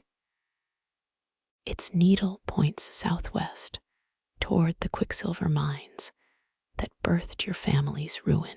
The daughter licks grime off the measurement marks, frowns at the skewed gradations. We need better tools, she declares, a queen demanding tribute from conquered lands. You open your mouth, close it, spit out a mayfly nymph. The river mocks your indecision with a burble of wet consonants. Somewhere downstream, a fish gulps the water clock your apprentice built from walnut and regret. The daughter wrenches the caliper open, its creak echoing the front door on execution mornings. You count 37 heartbeats before she hurls it into a whirlpool. The water accepting this tribute without comment. Her hands dive back into the murk, emerging with a lacquered box bearing Saxon engravings. The lock surrenders to water's persuasion, revealing 17 glass vials of powdered indigo. Nuremberg dyers paid 30 silver pieces per ounce during the color wars, until their rivals planted falsified ledgers in the river guild's vault. The daughter sneezes, azure clouds framing her face like courtly war paint. "We're keeping these," she rasps, voice hoarse from inhaling the past. You open your palm, let the current pluck a fallen willow leaf from your grip. It spins, recreating the barrel hoop trajectory that killed the Mercy. The daughter coughs, cobalt, stumbles, grins through blue-stained teeth. Her knees hit the water with a slap that frightens egrets into the sky. You haul her upright, feel her ribs shift like poorly stacked staves. Again, she wheezes, already lunging for a submerged wine rack. The river rewards her madness with an unbroken bottle of peach brandy, its vintage predating the cathedral fire. You smash the neck against a stone watch amber liquid mix, with silt to become something medicinal. The first burning sip unveils memories of teaching the apprentice to char staves without scorching his eyebrows. She steals the bottle, chokes, sprays liquor across the ruins of your best watertight oath. 2 bullfrogs hop away tipsy, their croaks now singing tavern ballads. You press a palm to the riverbed, feel the vibrations of the king's carriage disintegrating into nail-filled soil. Historians will attribute his death to heart failure, not the 100 tiny fractures in the hoop's east-facing curve. The brandy paints warmth down your throat, a counterfeit courage. The daughter pirouettes her shadow, stretching thin enough to reveal yesterday's regrets. She halts mid-spin to pluck a floating oak splinter from the current. Its grain matches the fatal stave. Same jagged heartline, same deceptive pliability. You reach automatically, craftsman's instincts outliving common sense. She jerks the wood back, eyes narrowed in appraisal. "Trade you," she proposes, extending a fistful of indigo-stained pebbles. The barter ritual feels familiar, echoing market days when apprentices swapped stolen tools for honey cakes. The splinter's tip pricks your thumb, draws blood that beads black in the cyanotic light. Venetian law once mandated 3 days' wages for a master's spilled blood. A statute revoked after the glass barrel revolt of 1683. The daughter smears crimson across her brow, anointing herself priestess of this ravaged baptism. Something breaks the surface upstream, a barrel top bobbing like a waiting invitation. The wood's too warped for use, but the iron hoop encircling it shines with suspicious luster. The daughter sucks air between azure teeth, calculating risks in a currency of recklessness. You count 8 heartbeats before she lunges, because counting never stopped her before. Water slaps your thighs as you give chase, boots skidding on algae-slick stones. The hoop escapes downstream, spinning faster than truth in a Guildhall debate. Your fingers graze its edge, cold as the king's ring when he tapped your workshop ledger. The daughter Dives emerges triumphant with metal clutched to her chest. Brass bands encircle the hoop, 23 in total, each engraved with astrological signs from different empires. Babylonian constellations clash with Inca star jaguars, an orrery of arrogance. The daughter traces a Leo symbol, its grooves still packed with Chanel incense from the king's boudoir. You search for cracks, find none, taste burnt honey on your tongue. She slams the hoop down, sending water spiders skittering. Its circumference aligns perfectly with the caldera of mud where your heart used to reside. The river hisses through rust-perforated metal, a lullaby merged with a death rattle. You kneel, forehead pressed to the corroded steel, and finally understand why apprentices were forbidden from studying Anjou rivet patterns. The daughter's humming syncs with the water's rhythm, 2/3 courage, 1/3 desperation. She kicks the hoop, watches it roll downstream until current devours momentum. The void it leaves behind feels lighter, hungrier, alive. Come on, she says, offering a hand dirtier than your reputation. You take it, her grip stronger than the dowels that failed to hold the kingdom together. The river reshapes itself around your waiting legs, its song shifting key to something unrecognizable, unstoppable, new. Sunrise bleeds through your lashes, a muted glow where fire once roared. The daughter's hum weaves with river whispers, no longer borrowed tunes, now something hers.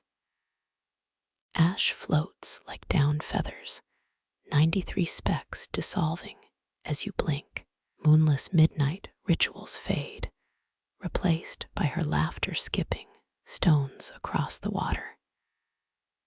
She kneels, skirts billowing like submerged sails, fishing for secrets in the silt.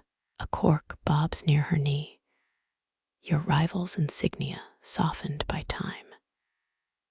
You trace the log's grooves, shipworm teeth, now mere wrinkles in wood. She offers a pebble smooth as the apprentice's stolen honey cakes. The wasp's nest sighs, papery layers adrift in an eddy. No stings remain, only the memory of ale casks and Flemish storms. Her sleeve drips, a baptism of silt and resilience. You count 8 heartbeats before her giggle cracks the air, lighter than ash. Austrian nails glint, their rust blooming like old roses. The river swallows them slowly, forgiving your smuggled oaks, and the nun's scowls, her slingshot arcs. A heron takes flight, wings brushing the ghost of cathedral gargoyles. 3 frogs blink bellies full of indigo and river confessions. She wades deeper, braids swinging like pendulum weights. The bronze caliber shines in her grip, needle trembling southwest toward mercy. You let the current kiss your palms, cool as the king's forgotten wine. 17 vials spill azure, a cloud hugging her cheeks like dawn mist. Hours she coughs, blue-lipped and grinning. You nod, knowing Nuremberg's ghosts will drain with the tide. The hoop spins a lullaby in iron astrological engravings, humming forgotten hymns. She presses it to your chest, metal warming with shared breath. No cracks, only the scent of burnt honey and peach brandy. You rise together, water cascading from soaked hems. The heron circles once, shadows merging with the willow sigh. Her fingers tighten around yours, callus to callus, anchoring as the river reshapes its bed. Downstream, the horizon blurs, edges softened by silt and surrender. She hums anew, a melody unspooling like oak grain. You match her cadence, two voices braiding with the current, until the water forgets to name its burdens. Night whispers through the reeds, a lullaby without end, without sharpness, without weight. You breathe, lungs finally clear, as stars bloom where flames once danced.